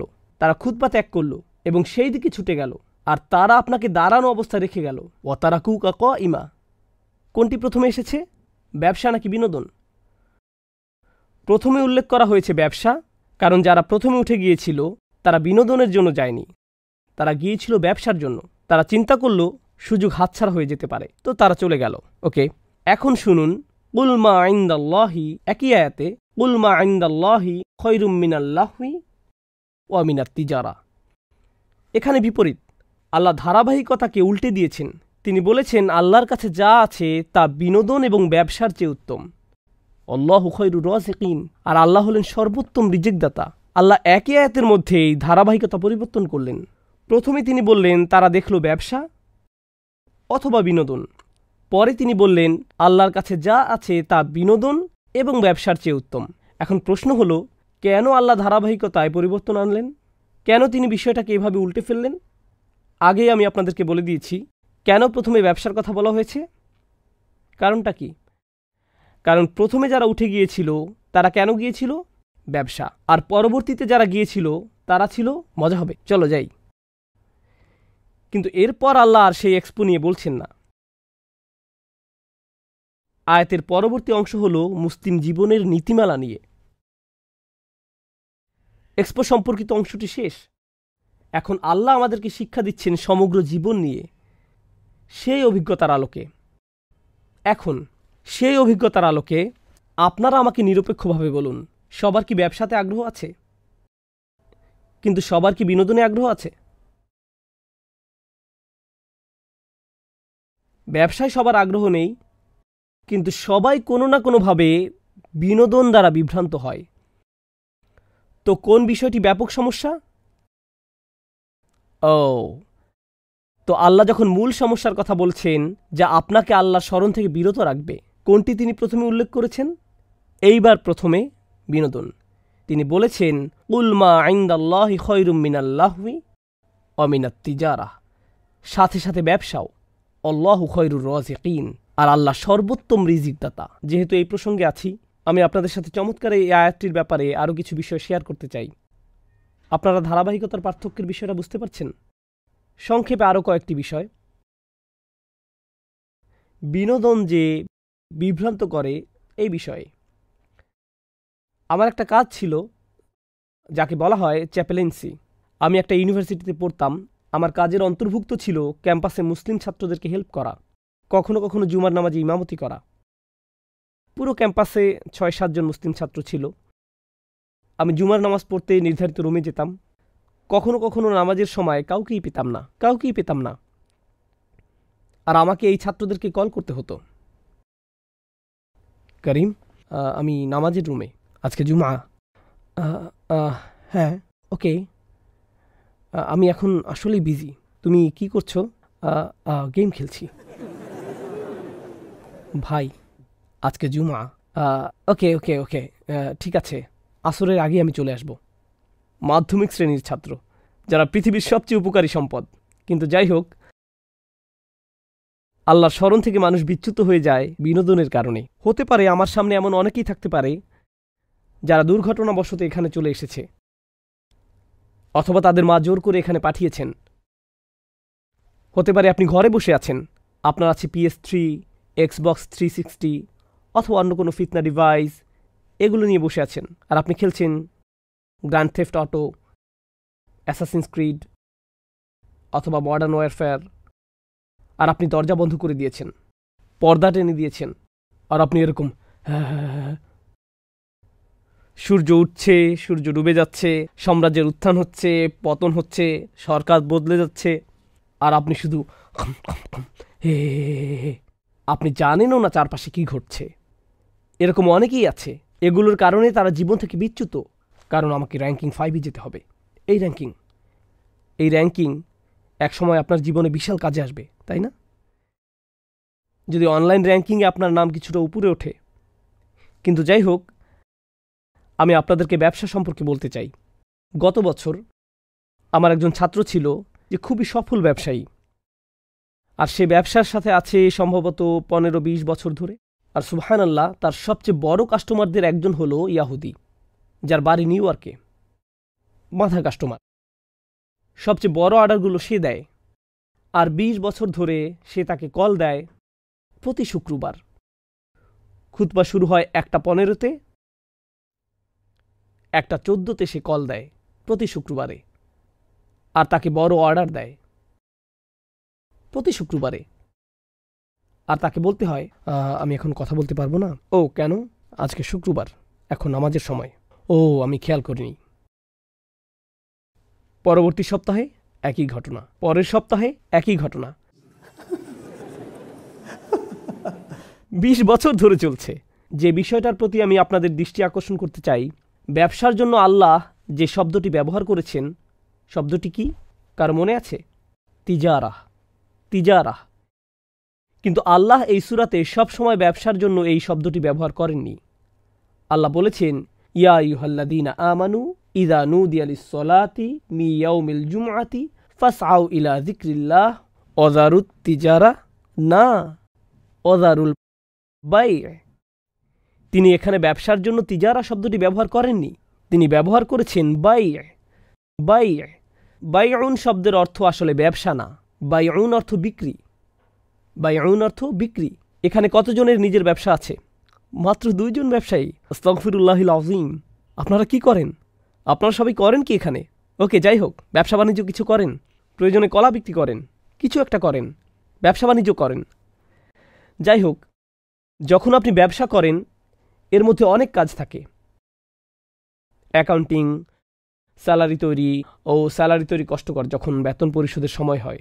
Account payable, current bill, maintenance, security, schedule তৈরি করা, হিউম্যান রিসোর্স ম্যানেজমেন্ট, নিয়োগ প্রদান, ছাঁটাইকরণ, এই জাতীয় বিভিন্ন ধরনের কাজ। আপনাকে সব ধরনের বিষয় খেয়াল রাখতে হয়। পণ্যের মজুদ সংক্রান্ত বিষয়, কি পরিমাণ কিনতে হবে, কি পরিমাণ হাতে আছে, কি বিক্রি হয়েছে, রিফান্ড কত ছিল, কি কি ফেরত এসেছে, কাঁচামালের পরিমাণ কত, ইত্যাদি ইত্যাদি। আর অবশ্যই কষ্টকর বিষয়গুলোর একটি হলো, আপনি যদি ব্যবসার মালিক হন আর আপনার কর্মচারীদের বেতন যখন দেন বৃহস্পতিবার অথবা শুক্রবার, আমেরিকাতে শুক্রবারে আমাদের ছুটি থাকে না, তো আপনার যদি শুক্রবারে বেতন দেওয়ার কথা থাকে তাহলে আগে ভাগে জুমায় চলে যাওয়াই ভালো। আমার জন্য এখন গিয়ে আল্লাহকে স্মরণ করাই উত্তম, কারণ চেকে সাইন করাটা অনেক বেশি যন্ত্রণাদায়ক। কিন্তু জুমার জন্য দোকান প্রায় বন্ধ করে দিয়েছেন। তখন একজন কাস্টমার চলে এলো। কোনো কাস্টমার ছোট ঝুড়ি তুলে নেয়, আবার কোনো কাস্টমার বড় শপিং কার্ট নিয়ে ঢুকে। কোনো কাস্টমার কার্টের মধ্যে পণ্য নিতে থাকে, আরও নেয়। খুতপা শুরু হয় একটা 15-তে, আর এখন একটা 10, আর আপনি এরকম ওকে ওকে ওকে ওকে এখনই নিয়ে আসবে, আর সে নিতেই থাকে।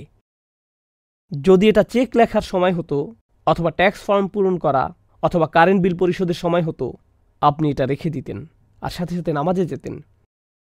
কিন্তু যদি রসালো একজন কাস্টমার চলে আসে আর শপিং কার্ট ভরতে থাকে, এ অবস্থায় চলে আসাটা কি সহজ? ব্যবসা ছেড়ে আসাটা সহজ হতেও পারে, কিন্তু জানেন কি ছেড়ে আসা কঠিন? বিক্রয়। কারণ বিক্রয়ের জন্যই অন্য সব কিছু। ব্যবসায় অন্য সকল যন্ত্রণা আপনি সহ্য করেন শুধুমাত্র একটি জিনিসের জন্য, সেটা কি? বিক্রয়। তো যখন বিক্রয় চলে আসে তখন বলেন সামান্য একটু দেরি হবে, নামাজ ধরতে পারবো, দ্বিতীয় রাকাত পেয়ে যাব, এই বিক্রিটা শেষ করে নেই। গুরুত্বপূর্ণ একটা কাস্টমার, আল্লাহ বলেছেন বিক্রয় বন্ধ করো। কিন্তু আমি কিভাবে টাকা কামাবো? আল্লাহু খায়রুর রাযিকিন, আল্লাহ রিজিক দিবেন, আপনি না। আল্লাহ সেই বিক্রয়টি দিয়ে আপনাকে পরীক্ষা করেছেন, আল্লাহ সেই রসালো কাস্টমার দিয়ে আপনাকে পরীক্ষা করেছেন। তখন আপনি বলবেন সরি, এখন নামাজের সময়, আমাকে যেতে হবে, এখন দোকান বন্ধ। শিওর কিনতে পারবো না, আমার কাছে নগদ টাকা আছে, এই যে দেখেন নগদ। না, আমি দুঃখিত, আমাকে দোকান বন্ধ করতে হবে, এখন নামাজের সময়, আমাকে যেতে হবে। আল্লাহ আপনার জন্য এরকম পরীক্ষা পাঠাবেন। আল্লাহ এরকম রিজিক পাঠিয়েছিলেন বনী ইসরাইলদের জন্য। যখন তাদের ইবাদতে ব্যস্ত থাকার কথা ছিল, মাছগুলো পানির উপরে লাফালাফি করত, তারা উপরে এসে তাদেরকে চোখ মেরে আবার পানিতে চলে যেত, তাই না? এসো। তারা এরকম করত। এভাবেই আল্লাহ পরীক্ষা করেন। আল্লাহু খায়রুর রাযিকিন। শেষ যে বিষয়টা আজকে রাতে আপনাদের সাথে শেয়ার করতে চাই ইনশাআল্লাহ তাআলা, আজ আমার খুব পছন্দের একটা উদাহরণ আলোচনা করব। আপনাদের হাত উঁচু করাটা খুব জরুরি না, তবে আপনারা যদি করেন তাহলে আমার খুব ভালো লাগবে। কে আয়াতুল কুরসি জানেন? আয়াতুল কুরসি। গত বিকেলে যে উদাহরণটি আলোচনা করতে চেয়েছিলাম সেটা ছিল আয়াতুল কুরসি। চলুন আমরা একসাথে তেলাওয়াত করি। আউযু বিল্লাহি মিনাশ শাইতানির রাজীম। আল্লাহু লা ইলাহা ইল্লা হুয়াল হাইয়ুল কাইয়্যুম লা তাখুযুহু সিনাতুন ওয়ালা নাওম লাহু মা ফিস সামাওয়াতি ওয়া মা ফিল আরদ মান যাল্লাযী ইয়াশফা'ু 'ইনদাহু ইল্লা বিইযনিহি ইয়া'লামু মা বাইনা আইদিহিম ওয়া মা খালফাহুম ওয়ালা ইউহীতুনা বিশাইইন মিন ইলমিহি ইল্লা বিমা শা'a ওয়াসি'a কুরসিয়্যুহুস সামাওয়াতি ওয়াল আরদ ওয়া হুয়াল আলিয়্যুল আযীম। আয়াতুল কুরসিতে সর্বমোট 9টি বাক্য। আয়াতুল কুরসিতে 9টি বাক্য। আমরা একটু দেখি। আল্লাহু লা ইলাহা ইল্লা হুয়াল হাইয়ুল কাইয়্যুম 1 নম্বর। লা তাখুযুহু সিনাতুন ওয়ালা নাওম 2 নম্বর। লাহু মা ফিস সামাওয়াতি ওয়া মা ফিল আরদ 3 নম্বর। 4 নম্বর বাক্য। মান যাল্লাযী ইয়াশফা'ু 'ইনদাহু ইল্লা বিইযনিহি 4 নম্বর। ইয়া'লামু মা বাইনা আইদিহিম ওয়া মা খালফাহুম 5 নম্বর। এরপর ওয়ালা ইউহীতুনা বিশাইইন মিন ইলমিহি ইল্লা বিমা শা'a 6 নম্বর। এরপর ওয়াসি'a কুরসিয়্যুহুস সামাওয়াতি ওয়াল আরদ 7 নম্বর। ওয়ালা ইয়াউদুহু হিফযুহুমা 8 নম্বর। ওয়া হুয়াল আলিয়্যুল আযীম 9 নম্বর। 9টি বাক্য। প্রথম বাক্য আল্লাহু লা ইলাহা ইল্লা হুয়াল হাইয়ুল কাইয়্যুম, একটা চমৎকার বাক্য যেটি শেষ হয়েছে আল্লাহর দুটি নাম দিয়ে। কি সে দুটি? আল হাইয়্যু, আল কাইয়্যুম, চিরঞ্জীব এবং সবকিছুর উৎস। পৃথিবীর সব কিছু সৃষ্টি করেছেন এবং নিয়ন্ত্রণ করছেন তিনি। বিস্ময়কর হলো শেষ বাক্য। লক্ষ্য করুন প্রথম বাক্য, এখানে এমন কিছু আছে যা কিনা শেষ বাক্যেও আছে, আর তা হলো অহুয়াল আলিয়ুল আযীম। প্রথম বাক্যে আল্লাহর কয়টি নাম রয়েছে? প্রথম বাক্যেও আল্লাহর দুইটি নাম রয়েছে এবং শেষ বাক্যেও আল্লাহর দুইটি নাম রয়েছে। আচ্ছা, দ্বিতীয় বাক্যটি কি? দ্বিতীয় বাক্যে যাওয়ার আগে সিকিউরিটি গার্ড নিয়ে একটু কথা বলি। সিকিউরিটি গার্ডের চাকরিটা খুব কঠিন। ব্রিটিশ সিকিউরিটি গার্ড দেখেছেন, অদ্ভুত টুপি পরা, মাথায় রসের হাড়ির মতো, খুব কঠিন। এই দায়িত্ব যদি আপনাদেরকে দেওয়া হয়, পেশায় যদি আপনি একজন সিকিউরিটি গার্ড হন, আপনার সামনে একটা সিসিটিভি আছে, তাকিয়ে থাকতে হয় ঘন্টার পর ঘন্টা, একই দৃশ্য, নড়াচড়া নেই, দেখছেন তো দেখছেনই, 12 ঘন্টা 8 ঘন্টা। এটা কি খুব মজার কাজ? আপনি যদি কিছু পাহারা দেন তাহলে কি ঘটবে? আপনি ক্লান্ত হয়ে পড়বেন, আপনার ঘুম আসবে। যেমন সিনেমা হলের গার্ডদের কথা ধরুন। আপনারা তো ধার্মিক, আপনারা অবশ্য সিনেমা দেখেন না, যদিও অনেকে দেখে। সিনেমা হলে যখন সিনেমা চলে, ভিতরে হয়তো কোনো মারপিটের দৃশ্য চলছে, বাইরে একজন সিকিউরিটি গার্ড আছেন, ভিতরে লোকেরা উপভোগ করছে, কিন্তু গার্ড ঝিমোচ্ছেন। হঠাৎ করে তিনি লাফ দিয়ে ওঠেন। এটা খুব সাধারণ দৃশ্য। সিনেমা হলের গার্ডরা, তাদের ঝিমুনি আসে। আল্লাহ তাআলা বলছেন তার নিজের সম্পর্কে, লা তাখুযুহু সিনাতু ওয়ালা নাওম। তন্দ্রা, তন্দ্রা কখন আসে? যখন আপনি ক্লান্ত, আস্তে আস্তে আপনার চোখ বুজে আসে, আপনি ঘুমাচ্ছেন না কিন্তু আপনার ঘুম পাচ্ছে। ওই যে ওনার মতো, আমি মজা করলাম, জাস্ট মজা। এই তন্দ্রা বা ঝিমুনি কি বলে? সিনা। তন্দ্রা বা ঝিমুনির পরে কি আসে? নাওম। প্রথমে আসে সিনা।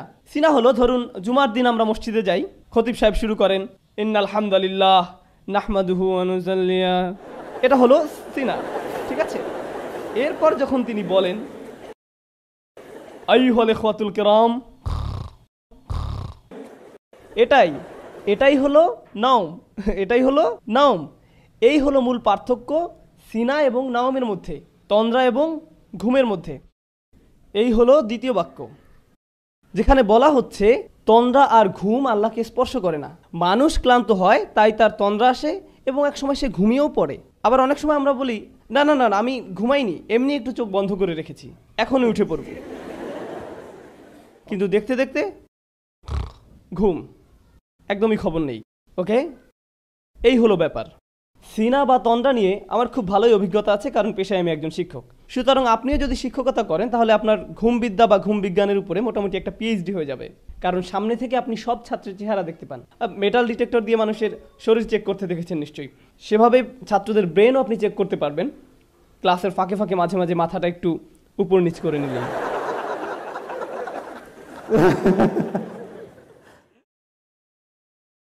এই হলো দ্বিতীয় বাক্যের আলোচনা, ঘুম না ক্লান্তি ও ঘুম নিয়ে, তন্দ্রা এবং ঘুম সম্পর্কে। শেষ দিক থেকে দ্বিতীয় বাক্য কি? ওয়ালা ইয়াউদুহু হিফযুহুমা। আকাশ এবং জমিন পাহারা দিয়ে আল্লাহ ক্লান্ত হন না। যখন কেউ ক্লান্ত হয়ে যায় তখন তার তন্দ্রা আর ঘুম পায়। দ্বিতীয় বাক্যের সাথে শেষ দ্বিতীয় বাক্যের এই হলো চমৎকার মিল। লা তাখুযুহু সিনাতু ওয়ালা নাওম ওয়ালা ইয়াউদুহু হিফযুহুমা। আল্লাহ বলছেন লাহু মা ফিস সামাওয়াতি ওয়া মা ফিল আরদ। আসমান এবং জমিনে যা কিছু আছে সব তিনি নিয়ন্ত্রণ করেন। এই বিষয়ে কথা বলার আগে দুটি বাক্য, আল্লাহর দুটি নামের মধ্যে পার্থক্য বুঝতে হবে, মালিক এবং মালিক। আল্লাহর দুটি নাম মালিক ও মালিক, দুটি শব্দের মধ্যে পার্থক্য ধরতে পারলে আয়াতটা বুঝতে সহজ হবে, এই জন্যই বলা। মালিক শব্দের অর্থ অধিকারী, মালিক অর্থ অধিকারী, আর মালিক শব্দের অর্থ আগে একবার বলেছিলাম, মালিক অর্থ রাজা। রাজা আর অধিকারীর মধ্যে কোনো পার্থক্য আছে? আছে। আপনি আপনার কলমের মালিক, কিন্তু আপনি বলেন না যে আমি এই কলমের মহান রাজা। আপনি এমনটা করেন না, কারণ আপনি জানেন এটা একটি হাস্যকর কথা। বুঝতে পেরেছেন? মালিক হয় ছোট জিনিসের। আপনি হতে পারেন গাড়ির মালিক, কম্পিউটারের মালিক, মোবাইলের মালিক, কিন্তু আপনি এর রাজা নন। রাজত্ব শব্দ ব্যবহার হয় বড় কিছু বোঝাতে। এখানে আরেকটা সমস্যা, মালিকানা, মালিকানা ব্যবহার হয় সম্পত্তির ক্ষেত্রে, এর ব্যবহার সম্পত্তির ক্ষেত্রে, কিন্তু রাজত্ব এমন নয়। আপনারা জানেন রাজা একখণ্ড জমি বা একটা গাছের উপর রাজা নন, তিনি একটি ভূখণ্ডের বসবাসকারী মানুষের রাজা। রাজত্ব একটা দেশের মানুষকে নিয়ন্ত্রণ করার জন্য, আর মালিকানা ব্যবহৃত হয় সম্পদের জন্য। দুইটা ভিন্ন জিনিস। এখন আল্লাহ বলছেন লাহু মা ফিস সামাওয়াতি ওয়া মা ফিল আরদ, আকাশ জমিনে যা কিছু আছে সব কিছুর মালিক তিনি। এখানে কিসের কথা বলা হয়েছে? মালিকানার কথা। এই বাক্যটা মালিকানা সম্পর্কিত, আর মালিকানা হয় ছোট জিনিসের, তার মানে প্রত্যেকটা ক্ষুদ্র জিনিসের মালিক আল্লাহ। ওকে, শেষ দিকের 3 নম্বর বাক্যটি কি কারো মনে আছে? ওয়াসিআ কুরসিয়ুহুস সামাওয়াতি ওয়াল আরদ, তার রাজত্ব কর্তৃত্ব আসমান জমিনের সব জায়গায়। যেখানে আল্লাহ বলছেন তার রাজত্ব সম্পর্কে, তার কর্তৃত্ব সম্পর্কে, একদিক থেকে আল্লাহ সবকিছুর মালিক, আবার সবকিছুর রাজা, সবকিছুই তার নিয়ন্ত্রণে। মানুষ হয়তো শুধু কিছুর মালিক কিন্তু রাজা নয়, আবার হয়তো রাজা কিন্তু সকল কিছুর মালিক নয়। যেমন এখনো অনেক দেশে রাজতন্ত্র বা রাজা এই ব্যাপারগুলো আছে। ধরুন আপনি একটি দ্বীপের রাজা, তার মানে কি আপনি দ্বীপের সবকিছুর মালিক? না, বরং আল্লাহ সবকিছুর মালিক এবং সবকিছুর রাজা। এটাই হলো বিষয়। কোনো ব্যক্তি যদি কোনোভাবে সব সম্পত্তির মালিক হয়েও যায়, তবে সে কি রাজা? এটা কি সম্ভব? সে হয়তো সম্পত্তির মালিক কিন্তু রাজা আরেকজন আছেন। আপনি হয়তো সব সম্পত্তির মালিক কিন্তু আপনার উপর রাজত্ব করছেন আরেকজন, অথবা আপনার রাজত্ব আছে কিন্তু সব সম্পত্তির মালিক আপনি নন। কিন্তু আল্লাহর দুটোই আছে, আল্লাহ একই সাথে মালিক এবং মালিক। আল্লাহ তার মালিকানার কথা বলছেন এভাবে, লাহু মা ফিস সামাওয়াতি ওয়া মা ফিল আরদ, তৃতীয় বাক্য। আর তার রাজত্বের কথা বলছেন ওয়াসিআ কুরসিয়ুহুস সামাওয়াতি ওয়াল আরদ। আচ্ছা, এবার চতুর্থ বাক্য কি? পিছন থেকে পড়ে আসি। আল্লাহু লা ইলাহা ইল্লা হুয়াল হাইয়ুল কাইয়্যুম লা তাখুযুহু সিনাতুন ওয়া লা নাওম লাহু মা ফিস সামাওয়াতি ওয়া মা ফিল আরদ। এরপর মান যাল্লাযী ইয়াশফাউ ইনদাহু ইল্লা বিইযনিহি, আল্লাহ বলছেন কে আছে তার কাছে তার অনুমতি ছাড়া শাফায়াত করবে। লক্ষ্য করুন, শাফা কি? শাফা শব্দের সহজ অর্থ হলো মধ্যস্থতা। আরও সহজ করে বললে শাফা মানে কারো মাধ্যমে যোগাযোগ করা। আরও সহজ করে বললে শাফা মানে কারো মাধ্যমে সুপারিশ করা। শাফা মানে আপনি চাকরি হারাতে বসেছেন, কিন্তু আপনার চাচা বা মামা ম্যানেজার, তিনি বললেন না না না না না, সে থাক, সে ভালো, তাকে রাখা যায়, সে ভালো। এটাই হলো শাফা। কিয়ামতের দিন যখন আমরা চরম বিপদগ্রস্ত থাকব, তখন কেউ একজন এসে বলবে না না না না, সে থাক, সে আমার সাথে, তার জন্য সহজ করুন। আমরা চাইবো যেন আল্লাহ আমাদের জন্য রাসূল সাল্লাল্লাহু আলাইহি সাল্লামের শাফায়াত কবুল করেন, কিন্তু আল্লাহ বলছেন সেদিন তোমার জন্য সুপারিশ করতে কেউ আসবে না। তোমার চাচা, তোমার ভাই, তোমার বাবা, তোমার মা, অফিসের বস, কেউ না। কেউ বলবে না আল্লাহ সে ভালো, সে থাক।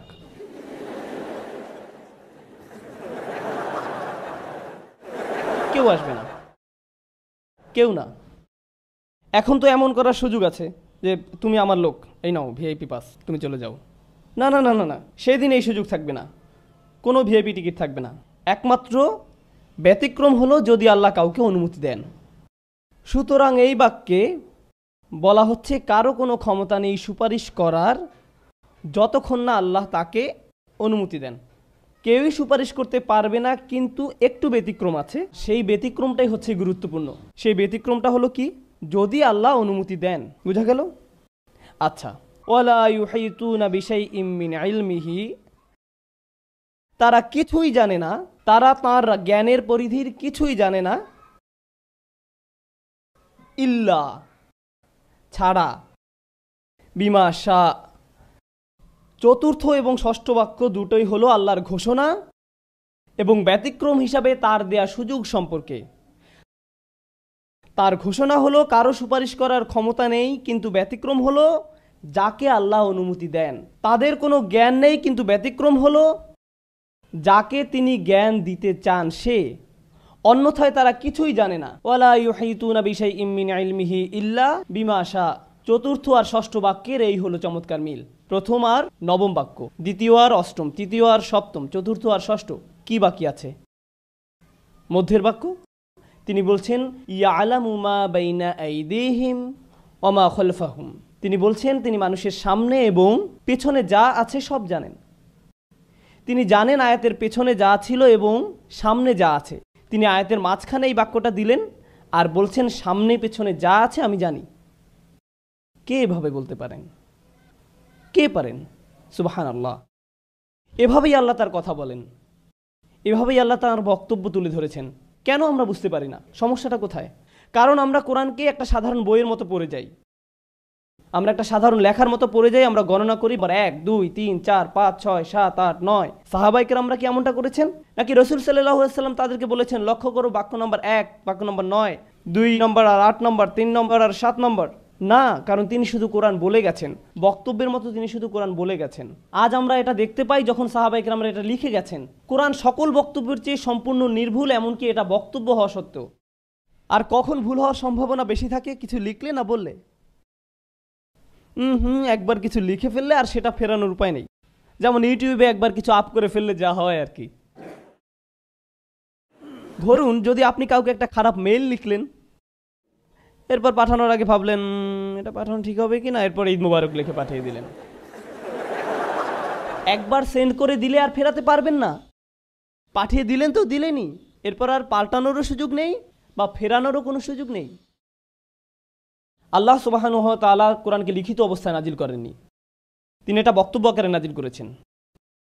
এটা বক্তব্য আকারে নাজিল করেছেন। আপনারা জানেন আমি ভাষাবিদদের সাথে কথা বলেছিলাম, অমুসলিম ভাষাবিদ। তারা এটা বিশ্বাস করতে অস্বীকার করেছে যে কোরআন বক্তব্য। তারা অস্বীকার করেছে, বলেছে অবশ্যই এটা লিখিত। আমি বললাম হ্যাঁ এটা লিখিত, তবে পৃথিবীতে না, এটা লাওহে মাহফুজে লিখিত আছে। কিন্তু রাসূলুল্লাহ সাল্লাল্লাহু আলাইহি সাল্লামের উপর নাজিল হয়েছে বক্তব্য আকারে। যে এটা শুনবে সে বিশ্বাস করতে বাধ্য যে এটা মানুষের বক্তব্য হতে পারে না। এমন একটা জিনিস যার জন্য প্রয়োজন গভীর চিন্তা শক্তি। আর আমি আশা করি আপনারা যতটুকু সম্ভব ভালো করে খেয়াল করবেন। একটা কনসেপ্ট আপনাদের সাথে শেয়ার করতে চাই, আর যদি ভালো মনে হয় আরও একটা উদাহরণ শেয়ার করতে পারি। আমার একটি প্রিয় উদাহরণ, কনসেপ্টটা আপনাদের সাথে শেয়ার করছি। ধরুন আমি একটা আর্টিকেল নিলাম তাকওয়ার উপর, অথবা ইমানের উপর, অথবা হাদিসের উপর, অথবা ইসলামের যে কোনো বিষয়ের উপর, আর মাইক নিয়ে আর্টিকেলটি পড়া শুরু করলাম। মুসলিম বিশ্বে কখনো কখনো লিখিত খুতবা দেয়া যায়। ইমাম দাঁড়িয়ে সেই লিখিত খুতবাটি পাঠ করেন। যদি আপনি ইমামকে নাও দেখতে পারেন, কারণ আপনি সেই অসাম মুসলিমদের একজন যারা সবার শেষে আসে এবং বাইরে জুতার পাশে বসে, রাইট? আর যদি ইমামকে না দেখতে পান, আপনি কি বুঝতে পারবেন যে ইমাম বক্তব্য দিচ্ছেন নাকি পাঠ করছেন? আপনি বুঝতে পারবেন ওনার টোন থেকে, আপনি বুঝতে পারবেন, কারণ কথাগুলো স্বাভাবিক শোনাচ্ছে না। কারণ লিখিত ভাষা খুবই ফর্মাল হয়, বাক্যগুলো লম্বা হয়। আমি যে এখন আপনাদের সাথে কথা বলছি, এই পর্যন্ত আমি অগণিত ব্যাকরণগত ভুল করেছি। আমি একই কথা বারবার বলেছি,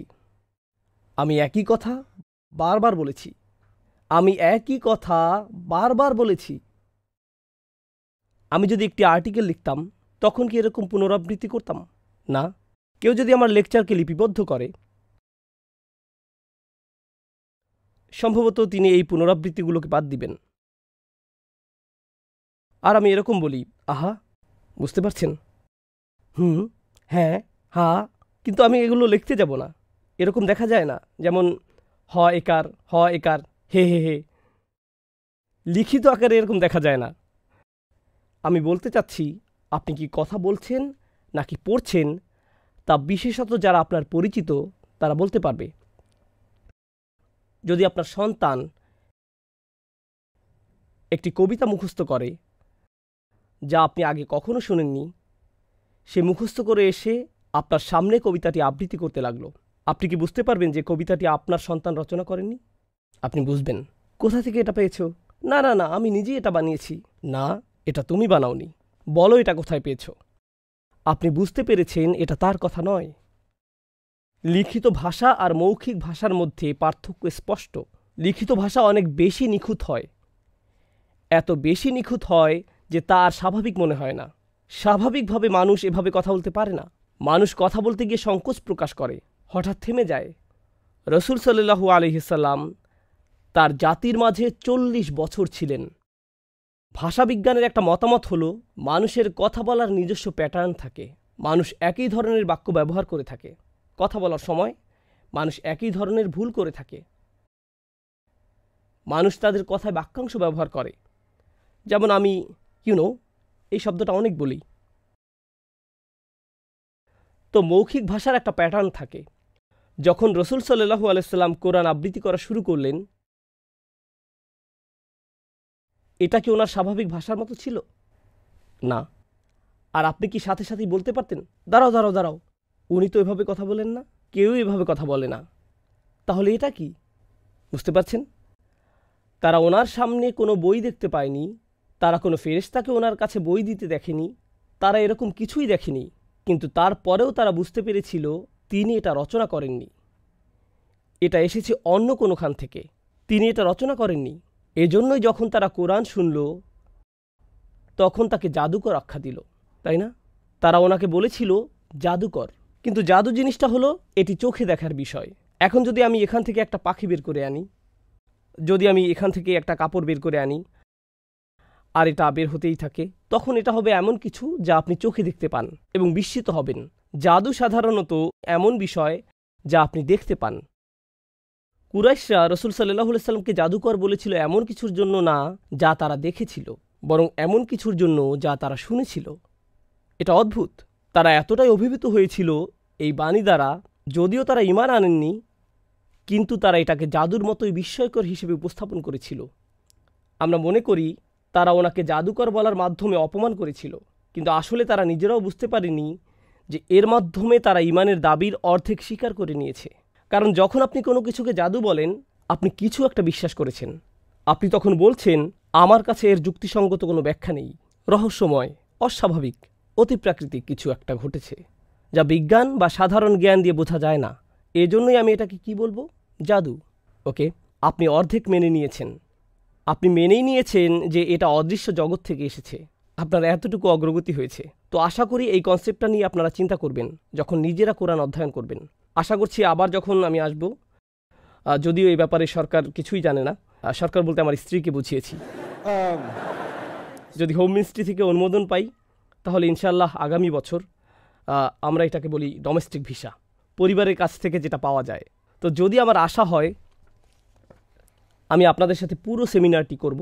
পুরো সেমিনারের বিষয় হলো আল্লাহ কেন একই কথা বারবার বলেছেন, সূরাগুলো কেন এভাবে সাজানো, ঘটনাগুলো কেন এখানে একটু, ওখানে একটু এবং এখানে আরেকটু, নবীদের নাম দিয়ে আসলে কি বোঝায়, মূসা দিয়ে কি বোঝায়, ইব্রাহিম দিয়ে কি বোঝায়।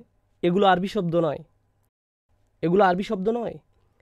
এবং তাদের নামের মধ্যেও কি কোনো মুজিজা লুকিয়ে আছে? এর মধ্যেও কি মুজিজা আছে? সুবহানাল্লাহ। আরও কিছু প্রশ্ন আছে, যেমন কিছু কিছু মানুষ মনে করে যে কোরআনে ভুল আছে অথবা কোরআনে অসঙ্গতি আছে। নিয়ে আসুক, তাদের কি বলার আছে। আল্লাহ বলেছেন, হাতু বুরহানাকুম, নিয়ে আসো তোমাদের প্রমাণ, নিয়ে আসো তোমাদের অভিযোগ, নিয়ে আসো তোমাদের সমালোচনা। আল্লাহ তাদেরকে আমন্ত্রণ জানিয়েছেন এর জন্য। তো যখন তারা আনে, আপনি তখন বলেন, এই কুফফারগুলো এরা মনে করে কোরআনে অসঙ্গতি আছে। আরে ভাই, তারা তো সেটাই করছে যা আল্লাহ বলেছেন। ওয়েলকাম, নিয়ে আসুন, নিয়ে আসুন, আসুন শুনি আপনার কাছ থেকে, শুনি আপনার কি বলার আছে, তারপর আসুন উত্তর দেই, আসুন জবাব দেই। আমাদেরকে কখনোই সমালোচনার ভয় করা উচিত না। আমাদের গ্রন্থ এতটাই অসাধারণ যে আমাদের সমালোচনার ভয় করার দরকার নেই। এই গ্রন্থটিকে আমাদের ভালোবাসতেই হবে, আর এই গ্রন্থ নিয়ে আমাদের অত্যন্ত আত্মবিশ্বাসী হতে হবে।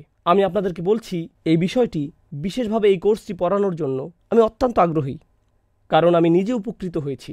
আপনার মধ্যে ঈমান রয়েছে, তবে হয়তো এর ধারণাটা আধ্যাত্মিক। যখন এই বিষয়গুলো জানবেন, তখন বুদ্ধির জগতেও ঈমান প্রভাব বিস্তার করবে। কোনো মানুষের দ্বারা এই মুজিজা সম্ভব না, এটা অসম্ভব, এটা অসম্ভব। সর্বশেষ যে উদাহরণটি আপনাদের সাথে শেয়ার করছি, এটা কোরআনের মুজিজা না, বরং সৌন্দর্য, কোরআনের একটি সৌন্দর্য। একবার আমি লিফটে ছিলাম এক লোকের সাথে, যে কিনা টেক্সাসের স্থানীয়। সে আমার দিকে তাকালো আর বুঝতে পারলো যে আমি একজন মুসলিম। সে আমাকে বলল, তুমি মুসলিম তাই না? আমি বললাম হ্যাঁ। তোমরা মুসলিমরা বেহেশতে গিয়ে কি পাবে? আমি হলাম লিফটে, আমার গন্তব্য চলে আসছে, এখন আমি তার সাথে জান্নাত নিয়ে দীর্ঘ আলোচনা করতে পারবো না। এই মুহূর্তে তাকে একটা বিষয় দিতে হবে। তো আমি বললাম ড্রিঙ্কস, তারপর চলে গেলাম।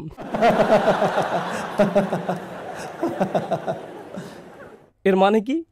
তো যাই হোক, তো যখন আমি তাকে বললাম ড্রিঙ্কস, এর দ্বারা আমি কি বুঝিয়েছি? আমি আপনাদের সাথে সূরা ইনসানের কয়েকটি বিষয় শেয়ার করতে চাই। সূরা ইনসান, আরেকটি নাম সূরা দাহর। আপনারা যদি আসলেই অনুধাবন করতে চান আমি যা শেয়ার করছি, তার জন্য আমাকে প্রথমে একটা দৃশ্যপট তৈরি করতে হবে। আশা করি আপনাদের মধ্যে কেউ কেউ আছেন সামাজিক, তো আপনি মানুষকে আপনার ঘরে আমন্ত্রণ জানান।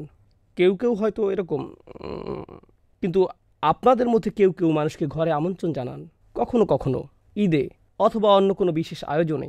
আমরা যখন অনেক মানুষকে একসাথে আমন্ত্রণ জানাই, তখন বাড়িতে অনেক সময় যথেষ্ট প্লেট, চামচ বা গ্লাস থাকে না।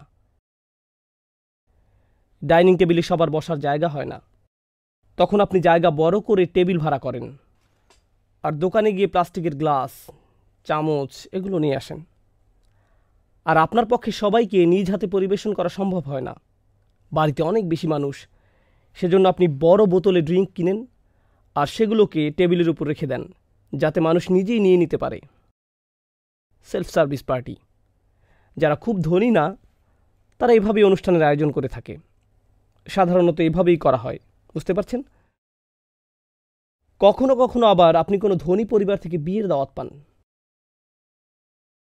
তারা এরকম, তাদের টয়োটা গাড়ি, পটন গাড়ি না, তাদের আছে টয়োটা। তো আপনি এরকম অভিজাত খাবারের দাওয়াত পেলেন, আর আপনি যখন এরকম অভিজাত দাওয়াতে যান, সেখানে কোনো প্লাস্টিক গ্লাস নেই, সেখানে সত্যিকারের গ্লাস, আর গ্লাসগুলো টেবিলের উপর উল্টো করে রাখা, আপনি যাওয়ার আগে থেকেই, তাই না? যখন আপনি বসেন, পেঙ্গুইনের মতো পোশাক পরা একজন এসে বলে ড্রিঙ্ক দিব স্যার। সে আপনার গ্লাসে ঢেলে দেয় আর আপনি পান করেন। এরপর সে আবার আসে, এসে আবার গ্লাস পূর্ণ করে দেয়, আপনি আবার পান করেন, সে আবারও পূর্ণ করে দেয়। আপনি চিন্তায় পড়ে যান, কারণ আপনার হজমের সমস্যা আছে আর সে গ্লাস পূর্ণ করেই চলছে। কিন্তু মূল কথা হলো, এখন আপনাকে আর উঠে গিয়ে আপনার ড্রিঙ্ক আনতে হচ্ছে না।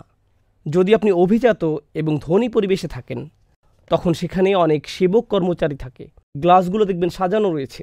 আপনাকে নিজে গিয়ে ড্রিঙ্ক খুঁজে আনতে হবে না, তারাই জিজ্ঞেস করবে কি পান করতে চান স্যার। বুঝতে পারছেন? সাধারণত আমাদের ঘরে এমন হয় না, এরকম দেখা যায় অভিজাত পরিবেশে। কেন আমি এটা বললাম? কারণ কোরআনে যখন জান্নাতের আলোচনা এসেছে, বিশেষ করে সূরা ইনসানে আল্লাহ জান্নাতের কথা বলেছেন, তিনি বলেছেন ড্রিঙ্কের কথা।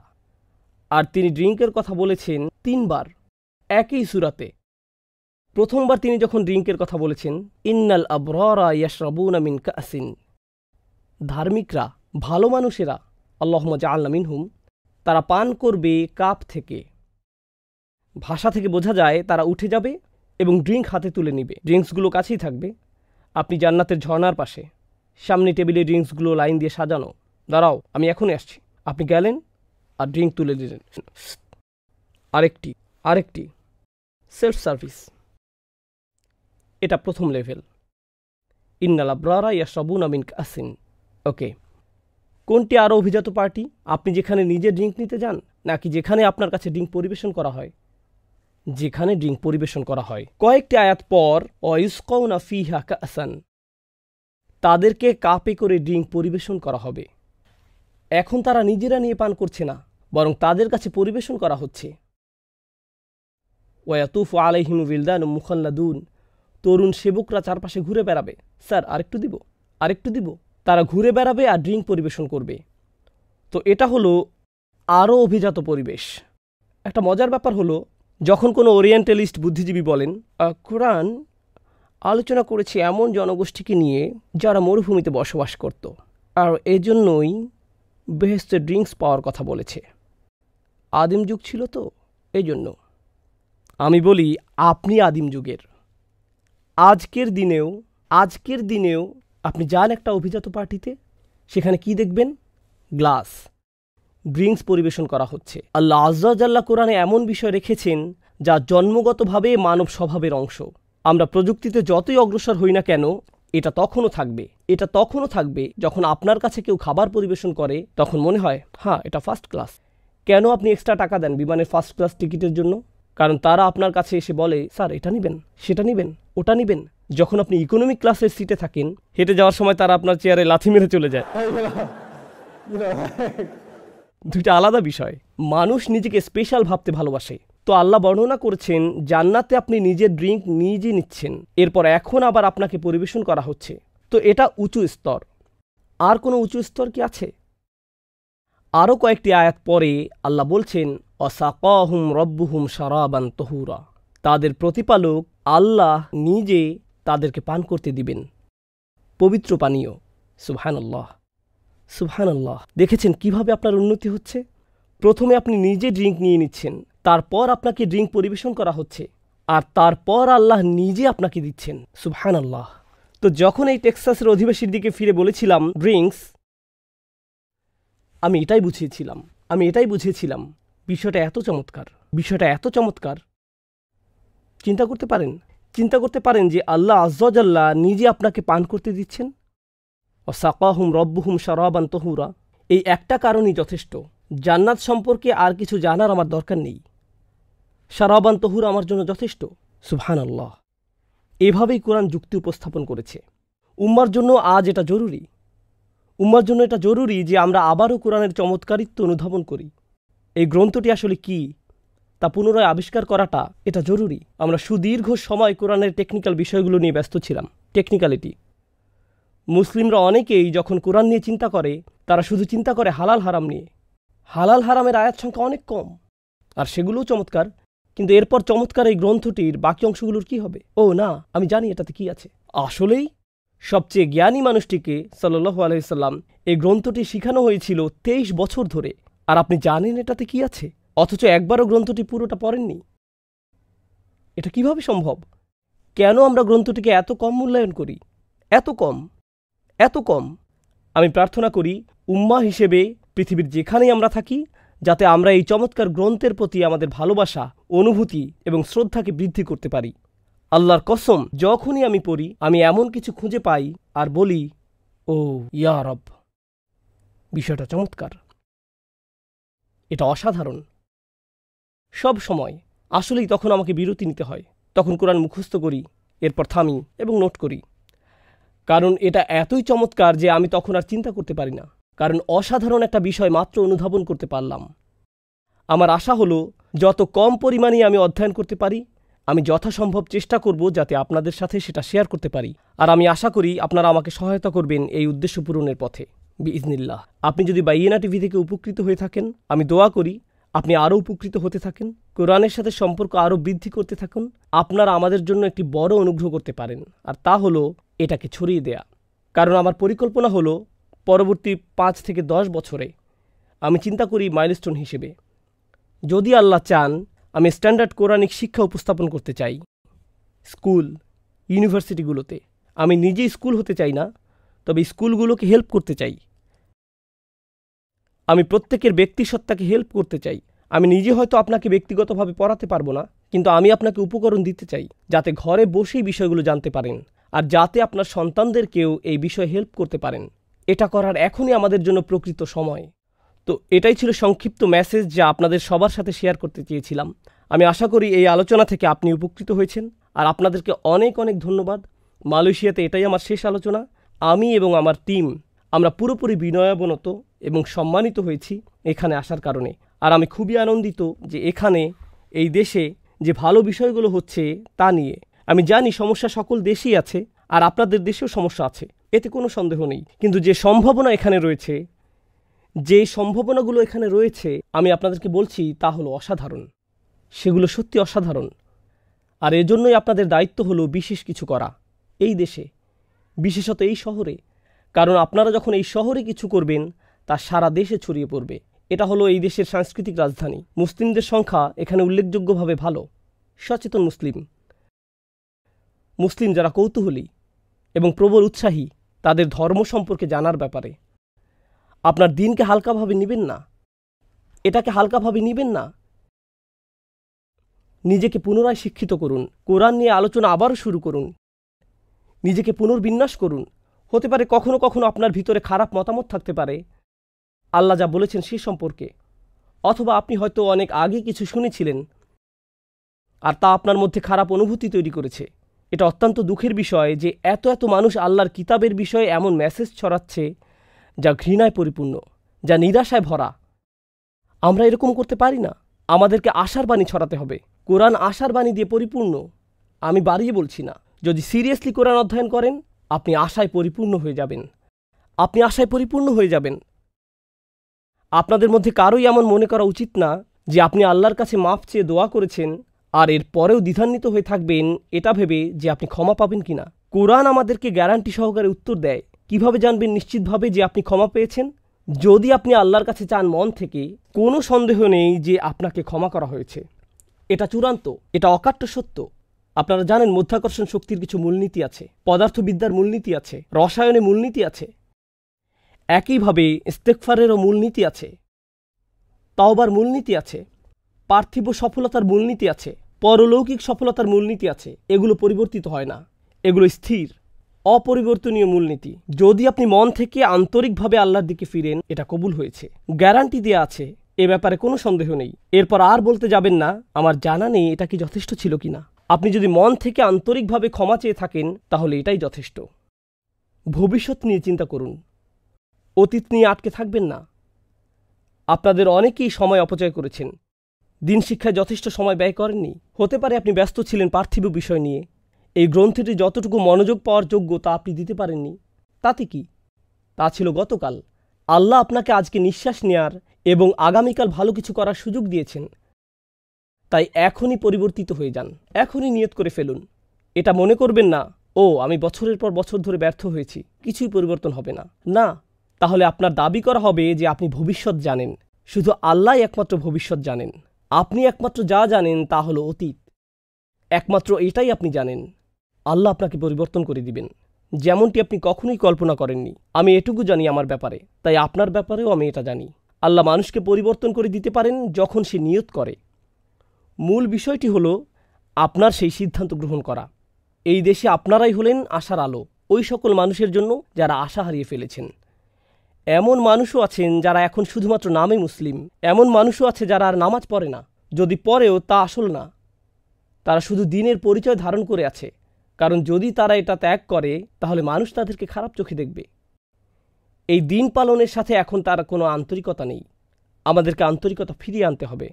ইসলামকে ভালোবাসার জন্য মানুষের কাছে যুক্তি উপস্থাপন করতে হবে আমাদের, এমনকি মুসলিমদের মাঝেও। আর যখন আপনারা যারা এখানে বসে আছেন, যখন আপনারা কোরআন দ্বারা অনুপ্রাণিত হতে পারেন, তখন অন্যদেরকেও অনুপ্রাণিত করতে পারবেন। আপনারাও এই রত্নভাণ্ডারের দিকে অন্যদেরকে আহ্বান করতে পারবেন আর বলতে পারবেন, দেখো এটা, শুনে দেখো, এই ব্যাপারেই তোমাকে বলতে চেয়েছিলাম। দেখো এটা কি চমৎকার, দেখো আয়াতুল কুরসি কি সুন্দর, এটা অসাধারণ, এটা অসাধারণ, তাই না? ও, আমি আগে জানতাম না, আসলেই এটা অসাধারণ। কিভাবে আল্লাহ এটা করলেন? কারণ তিনি আল্লাহ, তিনি এটা পারেন। আমার পক্ষে এটা সম্ভব না। হ্যাঁ, আমি জানি এটা শুধু একটা আয়াত। তিনি বলেছেন এভাবে পুরো একটা সূরা নিয়ে আসতে, অসম্ভব। যেহেতু আমি বিদায় নিচ্ছি, আমি এবং আমার টিম আপনাদের জন্য অনেক অনেক দোয়া করতে থাকব। আমি পুরোপুরি নিশ্চিত, যদি আল্লাহ অনুমতি দেন, আমার নিয়ত আছে আবার ফিরে আসার বিইজনিল্লাহি তাআলা। আমি চাই আপনাদের সাথে দীর্ঘমেয়াদী সম্পর্ক তৈরি করতে এবং এই দেশের মুসলিমদের সেবায় নিজেকে নিয়োজিত করা আমার সামর্থ্য অনুযায়ী। যেহেতু নিজের দেশের প্রতিও আমার কিছু দায়িত্ব আছে। আপনারা অনেকেই জানেন যে আমার 2টি মিশন আছে। আমার একটা মিশন হলো কোরআন শিক্ষাদান, আর একটা মিশন হলো আরবি ভাষা শিক্ষায় সহায়তা। এটাই বড় এবং কঠিনতর মিশন। স্বল্পমেয়াদী মিশন হলো কোরআন শিক্ষাদান। দীর্ঘমেয়াদী মিশন, যদি আমরা উম্মাকে সঠিক উপায়ে আরবি শিখাতে পারি, তখন আমার লেকচার শোনার আর প্রয়োজন পড়বে না। তখন আপনাকে আর আমার আরবি ব্যাখ্যা শুনে আয়াত বুঝতে হবে না, কারণ আপনি ইতিমধ্যেই ভাষা জানেন, কারণ আপনি হাই স্কুল লেভেলের আরবি জানেন। আমি চাই উম্মা যাতে এই পর্যায়ে উঠে আসে। আমাদের বাচ্চারা কৈশোর বয়সে যখন পৌঁছবে, ততদিনে তাদের প্রয়োজনীয় বিষয়গুলো জেনে যাবে, বিষয়গুলো তাদের জানা থাকবে, আর তাদের ইসলাম নিয়ে এত বেশি কনফিডেন্স থাকবে যে যখন কেউ ইসলামের সমালোচনা করবে তারা আবেগতাড়িত হয়ে রেগে যাবে না। এই ধরনের কনফিডেন্স আমি দেখতে চাই মুসলিম তরুণদের মাঝে। এই দেশের মুসলিম মেয়েরা এত এত নারী এখানে, মাশাআল্লাহ, তারা হিজাব পরে গর্ব সহকারে। এটা আসলে আমার হৃদয়কে প্রশান্ত করে। আমি 4 জন কন্যা সন্তানের জনক।